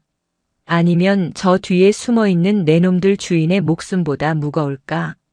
서유진의 시선이 헌병대 차량 뒤편에 정차된 검은색 세단으로 향했다. 짙은 선팅이 된 그 차의 뒷좌석 창문이 스르르 내려갔다. 그곳에는 희끗한 머리에 날카로운 인상을 가진 중년의 남자가 앉아 있었다. 전임 사단장이자 현 군단 부군단장 정영택 소장이었다. 그는 불쾌하다는 듯 미간을 찌푸리며 차 문을 열고 내렸다. 서 소장, 이게 무슨 추태인가? 정영택이 지팡이를 짚고 걸어 나왔다. 그는 다리가 불편한 것이 아니라 그저 권위를 과시하기 위해 지팡이를 들고 다니는 위인이었다. 추태라뇨. 저는 제 부대를 청소하는 중이었습니다. 그런데 청소부가 쓰레기를 치우려니 쓰레기통 주인이 와서 행패를 부리는군요. 서유진의 독설에 정영택의 얼굴이 붉게 달아올랐다. 말 조심해. 나는 내 직속 상관이다. 감히 내 부하들을 건드리고 이제는 나까지 모욕해? 내년이 707특수임무단에서 굴렀다고 눈에 뵈는 게 없는 모양인데 여기는 야전이야. 정치가 있고 질서가 있는 곳이라고. 정영택은 지팡이로 바닥을 쿵쿵 찍었다. 박무혁과 신강철을 당장 풀어줘. 그리고 너는 얌전히 헌병대로 가서 조사를 받아. 그러면 내 선에서 적당히 마무리해주지. 옷은 벗게 되겠지만 감옥은 면하게 해주마. 그는 이것이 마지막 자비인 양거만하게 말했다. 신강철과 박무혁이 불면 자신의 비리까지 드러날 것이 뻔했기에 그는 서유진을 회유하고 협박하여 입을 막으려는 것이었다. 서유진은 주머니에서 담배 한 개비를 꺼냈다. 옆에 있던 특임대 팀장이 불을 붙여주었다. 그녀는 깊게 연기를 빨아들인 뒤 정영택의 얼굴을 향해 길게 내뿜었다. 후. 하얀 담배 연기가 정영택의 얼굴을 휘감았다. 너 지금 뭐 하는 짓이야? 협상? 거래? 정영택 소장님. 착각이 심하시군요. 서유진은 담배를 바닥에 비벼 껐다. 나는 지금 당신과 거래를 하러 나온 게 아닙니다. 당신을 잡으러 나온 거지. 뭐? 나를 잡아? 하. 내가 미쳐도 단단히 미쳤구나. 증거 있어? 신강철이 그 뱀 같은 놈이 나를 불렀을 리가 없어. 정영택은 비웃었다. 물론 신강철은 입을 다물려고 했죠. 하지만 증거는 입에서만 나오는 게 아닙니다. 서유진이 손짓하자 특임대원이 커다란 서류 가방을 들고 왔다. 서유진은 가방을 열어 그 안에 든 녹음기를 꺼냈다. 들어보시죠. 아주 생생한 현장의 소리니까. 재생 버튼을 누르자 치지직 거리는 잡음 사이로 익숙한 목소리가 흘러나왔다. 어젯밤 서유진의 차를 정비했던 정비관의 목소리였다. 살려주세요. 시키는 대로 했을 뿐입니다. 신강철 참모장이 그랬습니다. 위에서 더 위에서 시킨 거라고. 정영택 부군단장님이 서유진 소장을 확실하게 보내버리라고 지시하셨다고.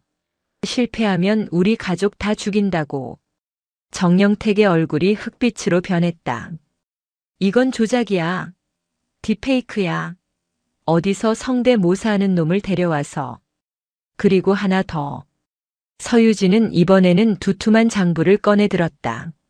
신강철의 개인 금고가 아니라 박무혁 연대장의 관사천장 속에서 나온 겁니다. 박무혁은 신강철보다 겁이 많아서 혹시나 팽당할까봐 꼼꼼하게도 기록해뒀더군요. 정영택 소장님께 상납한 날짜, 금액, 장소, 심지어 골프 접대 때 입었던 옷 색깔까지. 정영택은 뒷걸음질 쳤다. 완벽한 함정이었다. 서유진은 어젯밤 신강철을 신문하는 척하면서 동시에 707특 수임무단 대원들을 풀어 박무역의 관사를 이잡듯이 뒤졌던 것이다. 저 여자를 잡아. 당장 쏴. 저건 가짜 증거를 들고 상관을 협박하는 반란군이야. 정영택이 악을 쓰며 헌병들에게 명령했다. 군단 헌병들이 머뭇거리며 총구를 들어 올렸다. 긴장감이 최고조에 달했다. 누군가 방아쇠를 당기면 피 비린내 나는 내전이 벌어질 상황이었다. 두두두두두. 그때였다. 하늘을 찢을 듯한 괴음과 함께 사단 본부 상공으로 헬기 3대가 나타났다. 기체 옆면에는 육군 본부 마크가 선명했다. 뭐야? 육군 본부? 정영택이 멍하니 하늘을 쳐다보았다. 헬기에서 로프가 내려오고 검은 정장을 입은 요원들이 쏟아져 내렸다. 그들은 일반 병사가 아니었다. 군 내부의 비리를 적발하고 고위 장교들을 수사하는 저승사자. 바로 육군 중앙수사단 요원들이었다. 선두의 중앙수사단장이 서유진과 정영택 사이로 걸어 들어왔다. 상황 종료. 전 병력 무장 해제. 수사단장의 일갈에 군단 헌병들은 얼어붙은 듯 멈췄다. 중앙수사단의 등장은 그 누구도 예상치 못한 변수였다. 서유진이 정영택을 보며 서늘하게 웃었다. 제가 말했죠. 덫을 놓았다고. 당신 같은 대물을 잡으려면 미끼가 필요했거든요. 제 목숨과 이 사단의 혼란이라는 미끼가. 서유진은 이미 부임하기 전부터 정영택과 그 일당에 대한 내사를 진행 중이었다. 하지만 결정적인 증거가 부족했고 그들이 스스로 움직이게 만들기 위해 일부러 허술하게 부임하여 도발했던 것이다. 박무혁을 자극하고 신강철을 건드려서 그들의 우두머리인 정영택이 제 발로 걸어 나오게 만든 거대한 판이었다. 서유진. 내년이. 처음부터. 정영택은 부들부들 떨었다. 수사단장이 정영택에게 다가갔다. 정영택 소장님. 군수비리 살인교사 그리고 뇌물수수 혐의로 긴급 체포합니다. 당신의 지팡이는 이제 필요 없겠군요. 감방은 좁아서 걸어 다닐 일이 별로 없거든요. 수사관들이 정영택의 양팔을 꺾어 수갑을 채웠다. 이거나. 내가 누군지 알아. 국방위원장하고 형 동생 하는 사이야. 너희들 다 죽을 줄 알아. 정영택이 발악했지만 그의 외침은 공허한 메아리가 되어 사라졌다. 서유진은 그 모습을 팔짱을 낀 채 지켜보았다. 오전 9시. 해가 완전히 떠올라 연병장의 눈을 녹이고 있었다. 정영택은 잡혀가면서도 서유진을 향해 도끼 어린 눈빛을 보냈다. 두고 보자. 내가 이대로 끝날 것 같으냐? 그 눈빛은 단순한 원망이 아니었다. 또 다른 더 깊고 어두운 배후가 있다는 암시였다. 서유진은 직감했다. 정영택조차 꼴일 수도 있다는 것을. 그러나 지금은 승리를 즐길 때였다. 서유진은 뒤돌아서 있는 자신의 부하들, 특임대원들과 사단 참모들에게 시선을 돌렸다. 그들의 눈에는 존경과 경외심이 가득 차 있었다. 상황 끝. 전원 복귀해서 업무. 서유진은 무심하게 명령을 내리고 본부 건물로 향했다. 하지만 그녀의 발걸음은 그 어느 때보다 무거웠다. 갈비뼈의 통증 때문만이 아니었다. 이제 시작된 이 거대한 전쟁의 무게가 그녀의 어깨를 짓누르고 있었기 때문이었다. 같은 시각. 서울 여의도. 국회의원회관. 뉴스 속보 화면에는 군단 부군단장 정영택 소장, 비리 및 살인 교사 혐의 긴급 체포라는 자막이 뜨고 있었다. 강태준 국회의원은 담배를 피우며 그 장면을 보았다. 그의 얼굴에는 분노 대신 흥미로운 미소가 떠올랐다. 정영택, 그 만만한 놈이 저렇게 허무하게 무너지다니.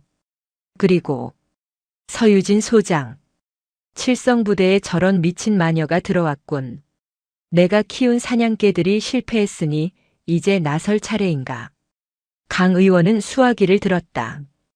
비서실장, 지금 당장 전국구 언론사에 제보해. 신임 사단장의 폭력과 하극상, 그리고 정신감정 의뢰 건으로 영상을 아주 자극적으로 편집해서 돌려. 그리고 내일 아침 내가 칠성부대 시찰을 가도록 일정을 잡아. 그는 서유진과의 싸움이 이제부터 정치판으로 넘어갈 것임을 선언했다. 오후 11시. 폭풍 전의 고요함이 감돌던 사단장 관사에 날카로운 전화벨 소리가 울려 퍼졌다. 서유진은 소파에 앉아 텔레비전 화면을 응시하고 있었다. 화면 속 뉴스 앵커는 흥분한 어조로 속보를 전하고 있었다. 속보입니다. 육군 전방부대에서 초유의 하극상 사태가 발생했습니다. 신임 사단장이 부임 첫날부터 참모들을 무차별 폭행하고 전임 군단 부군단장을 허위 사실로 협박해 체포하게 했다는 제보가 들어왔습니다. 국방위 소속 강태준 의원은 해당 사단장의 정신감정을 의뢰하고 즉각 해임을 요구했습니다. 화면에는 서유진이 신강철 참모장의 뺨을 때리는 장면이 교묘하게 편집되어 반복 재생되고 있었다. 전후 사정은 잘린 채 오직 그녀의 폭력성만이 부각된 영상이었다. 빠르군. 서유진은 덤덤하게 중얼거렸다. 정영택 소장이 잡혀간 지 불과 반나절 만에 벌어진 일이었다. 이것은 정영택의 배후에 있는 거대한 권력이 움직이기 시작했다는 신호였다. 강태준. 국방위원회 간사이자 차기 국방부 장관으로 거론되는 거물 정치인. 방산 비리의 몸통이라 불리는 자였다.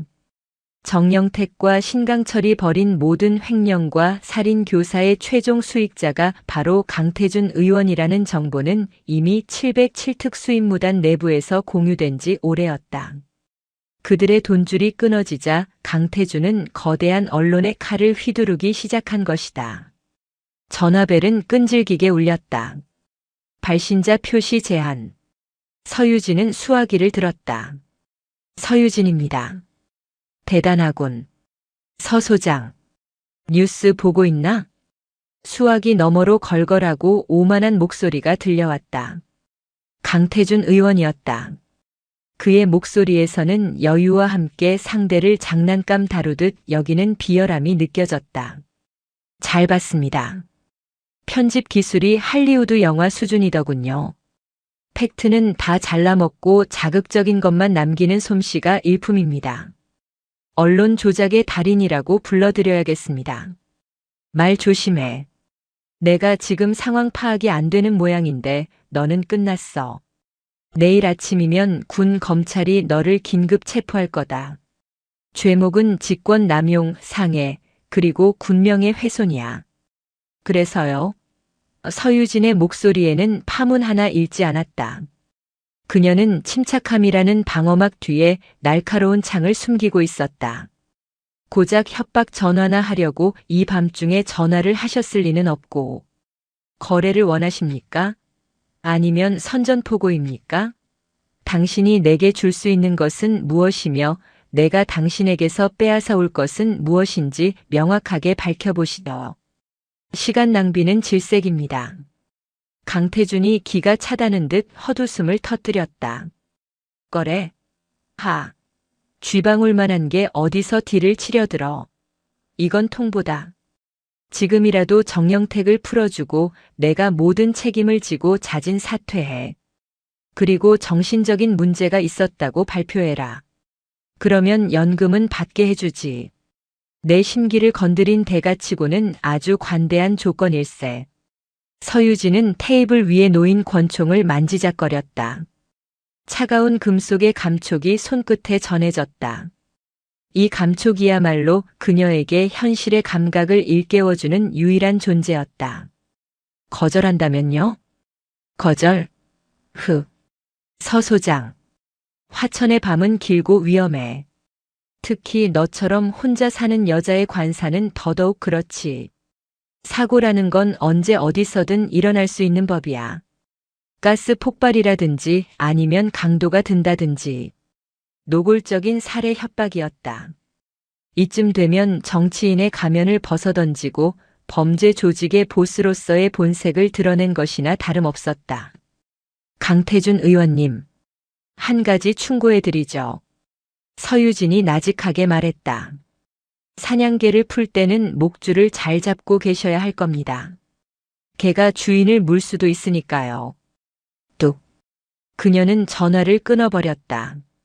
그리고 즉시 집안의 모든 불을 껐다. 어둠이 관사를 집어삼켰다. 그녀의 감각이 극도로 예민해졌다. 강태준은 빈말을 하는 위인이 아니었다. 그는 자신의 앞길에 방해되는 자들을 사고사로 위장해 처리하는 데 도 같은 인물이었다. 이미 관사 주변에는 그가 보낸 청소부들이 깔려 있을 것이다. 아스락. 아주 미세한 소리였지만 서유진의 귀를 속일 수는 없었다. 뒷마당 쪽 베란다 창문이었다. 프로들이다. 군화 소리조차 내지 않고 접근하고 있었다. 이것은 단순한 군 내부의 암살 시도가 아니었다. 국정원이나 대테러 전문가 수준의 은밀함을 갖춘 전문 용병들이었다. 서유진은 붕대가 감긴 몸을 일으켰다. 통증이 밀려왔지만 아드레날린이 솟구치며 고통을 억눌렀다. 그녀는 권총의 안전장치를 풀지 않았다. 총성이 울리면 헌병대가 출동할 것이고 상황이 복잡해진다. 강태준은 그걸 노리고 있을 수도 있었다. 조용히 처리한다. 707 특수임무단의 방식으로. 그녀는 주방으로 이동해 과도를 하나 집어들었다. 그리고 냉장고 옆 그림자 속에 몸을 숨겼다. 그녀의 눈빛은 밤의 맹수처럼 번뜩였다. 화천의 밤은 이제 그녀의 사냥터가 될 참이었다. 새벽 12시.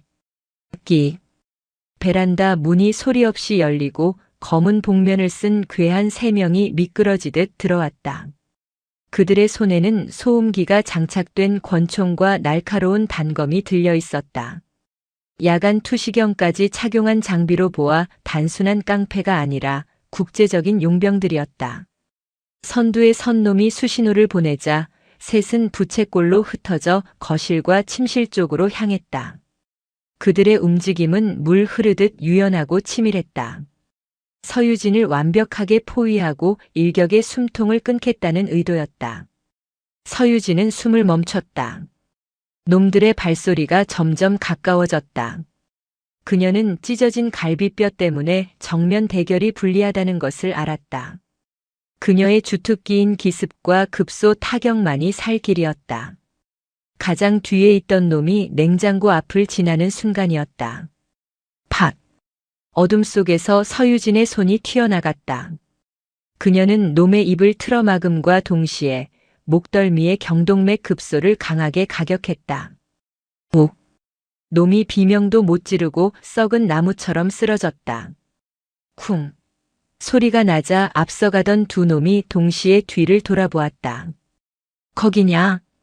퍽! 퍽! 소음기 총성이 2번 울렸다. 총알이 냉장고 문에 박혔다. 서유진은 이미 바닥으로 몸을 굴려 식탁 밑으로 이동한 뒤였다. 찾아! 죽여!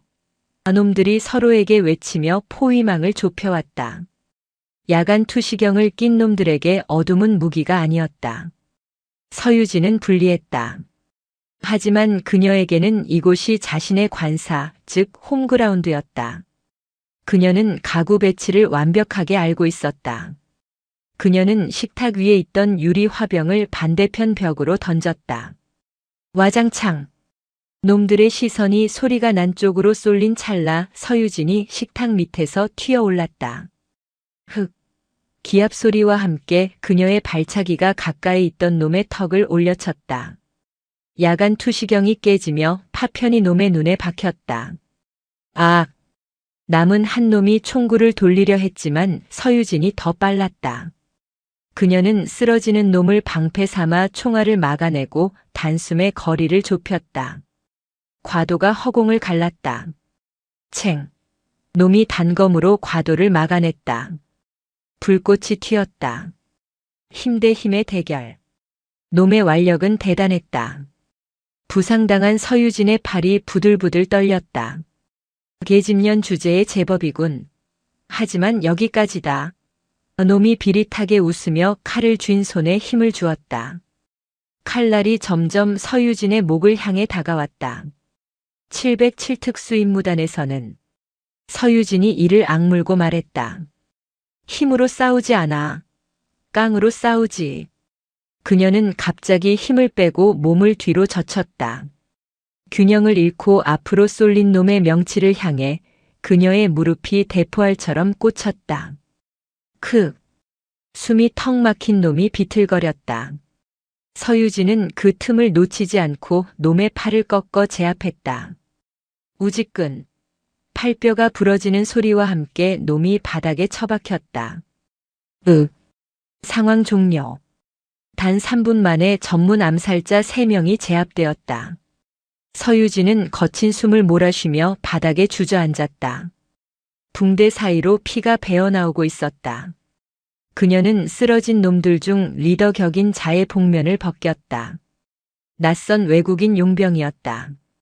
서유진은 과도를 놈의 눈앞에 들이댔다. 누가 보냈지? 강태준인가?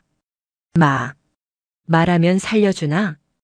아니, 덜 아프게 죽을 수는 있어. 그녀의 눈빛은 살기로 번들거렸다. 용병은 공포에 질려 눈을 깜빡였다. 오 의원 보좌관이 직접 의뢰했다. 계좌 이체 내역이 내 핸드폰에. 서유진은 놈의 주머니를 뒤져 핸드폰을 찾아냈다. 암호가 걸려 있었지만 놈의 지문으로 쉽게 풀었다. 그 안에는 청소 의뢰라는 명목으로 입금된 거액의 내역과 파괴신 서유진의 사진, 그리고 사고사 위장이라는 지령 문자가 고스란히 남아 있었다. 확실하군. 서유진은 핸드폰을 챙겼다. 그리고 관사 밖에서 대기하던 특임대 팀장에게 무전을 쳤다. 상황 끝났다. 들어와서 쓰레기들 치워. 그리고 한 놈은 살려서 증인으로 데려가.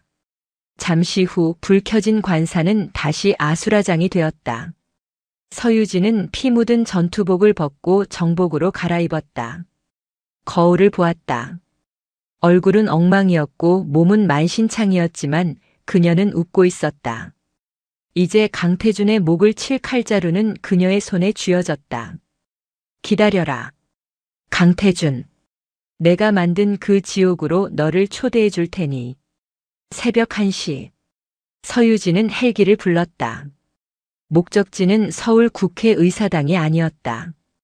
강태준이 내일 아침 군 부대 시찰이라는 명목으로 방문하기로 예정된 인근 군단 사령부였다. 그녀는 적의 안방에서 적을 잡을 생각이었다. 다음 날 오전 10시. 인근 군단 사령부 대강당은 수많은 취재진과 군 고위 관계자들로 발 디딜 틈이 없었다. 국방위원회 강태준 의원의 특별 시찰 및 기자 회견이 열리는 날이었다.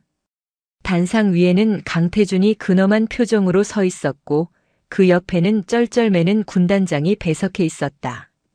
강태준은 마이크를 잡고 열변을 토했다. 존경하는 국민 여러분. 최근 우리 군 내부에서 발생한 하극상과 폭력 사태에 대해 국방위원으로서 깊은 유감을 표합니다. 제7보병사단장 서유진 소장은 자신의 직분을 망각하고 군의 기강을 무너뜨린 파렴치한 범죄자입니다. 카메라 플래시가 쉴 새 없이 터졌다. 강태준은 준비된 원고를 읽어내려갔다. 저는 오늘부로 서 소장의 즉각적인 해임과 구속 수사를 촉구하며 그녀의 비상식적인 행태가 정신적인 문제에서 비롯된 것은 아닌지 그 정신 감정 본인이 먼저 받아보시는 게 어떻겠습니까? 본인이 먼저 받아보시는 게 어떻겠습니까? 강태준의 말을 자르고 강당 입구에서 차가운 목소리가 울려 퍼졌다. 모든 시선이 뒤쪽으로 쏠렸다. 웅성거리는 소리와 함께 홍해가 갈라지듯 길이 열렸다. 그 길 끝에 서유진이 서 있었다. 그녀의 모습은 충격적이었다. 머리에는 붕대를 감고 정복 어깨에는 피 자국이 선명했다. 한쪽 다리를 조금 절룩거렸지만 그녀가 걸어오는 기세는 천군만마를 거느린 장군처럼 위풍당당했다. 서유진, 내가 어떻게 여기를? 강태준이 당황하여 말을 더듬었다. 분명 어젯밤 처리했다는 보고는 받지 못했지만 연락이 두절되어 성공했을 거라 믿고 있었다. 그런데 그녀가 살아서 그것도 기자 회견장에 나타난 것이다. 왜요? 제가 시체로 발견되어야 하는데 두 발로 걸어 들어와서 놀라셨습니까? 서유진은 단상 위로 성큼 올라갔다. 경호원들이 막으려 했지만 그녀의 눈빛 한 번에 주춤거리며 길을 터주었다. 그녀가 뿜어내는 살기는 훈련받은 경호원들조차 압도했다. 이거 뭐 하는 짓이야? 끌어내. 당장 끌어내.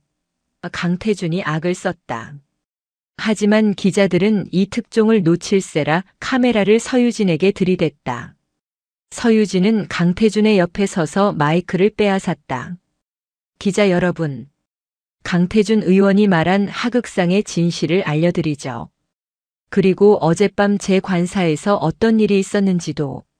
그녀는 주머니에서 핸드폰을 꺼내 마이크에 대고 녹음 파일을 재생했다.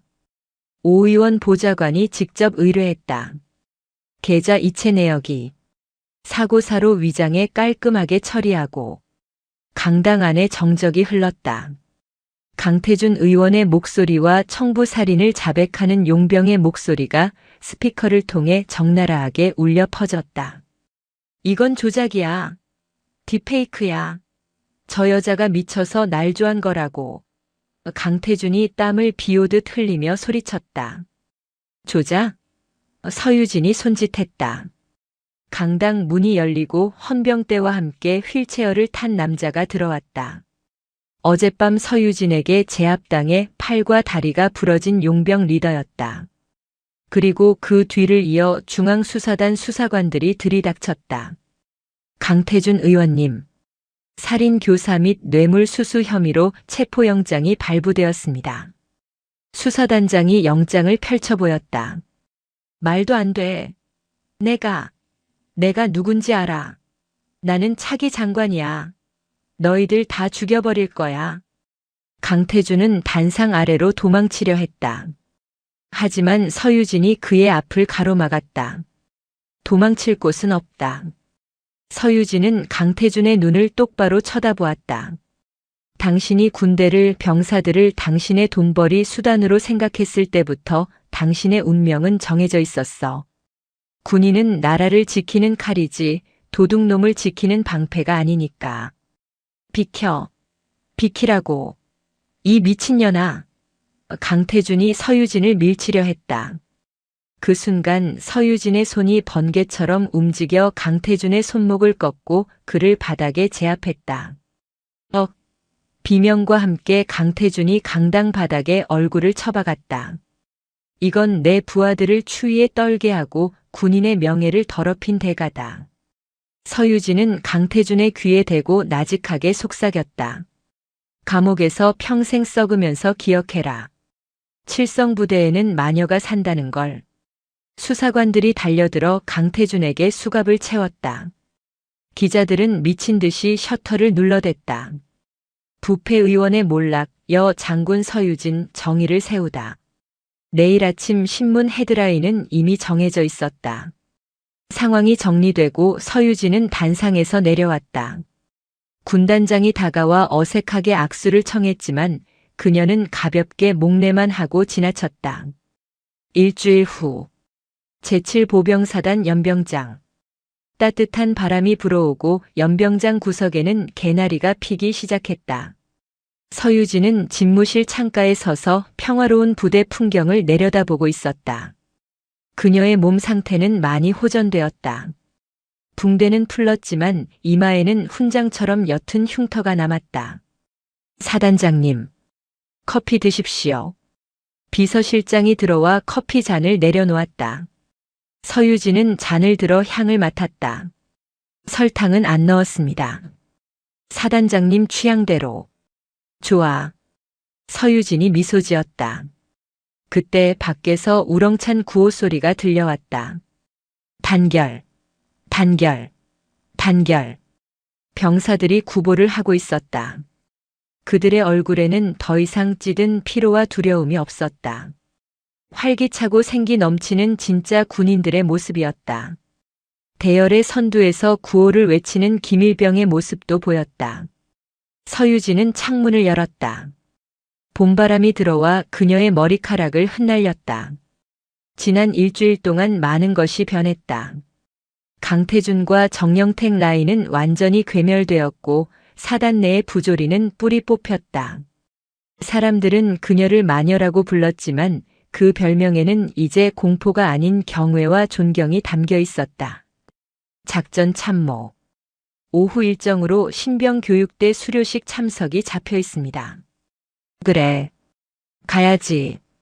우리 새끼들 보러. 서유진은 정모를 썼다. 챙에 달린 2개의 별이 햇빛을 받아 찬란하게 빛났다.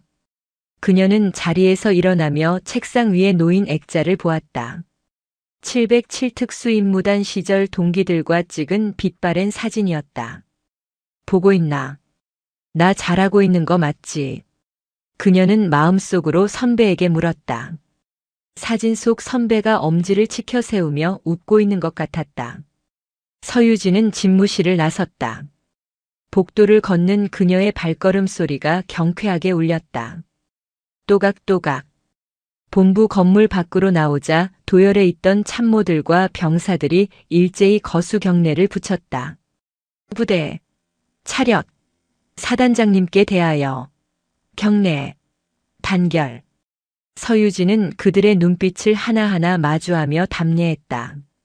단결. 그녀는 더 이상 혼자가 아니었다. 그녀의 뒤에는 그녀를 믿고 따르는 수천 명의 칠성 용사들이 있었다.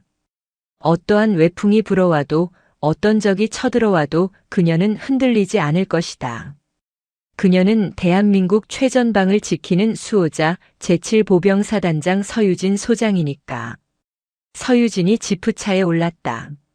차가 출발하며 흙먼지를 일으켰지만 그 뒤로 보이는 화천의 하늘은 그 어느 때보다 맑고 푸르렀다. 전설은 이제 시작되었다. 그리고 그 전설은 병사들의 입에서 입으로 전해지며 영원히 이 땅을 지킬 것이다.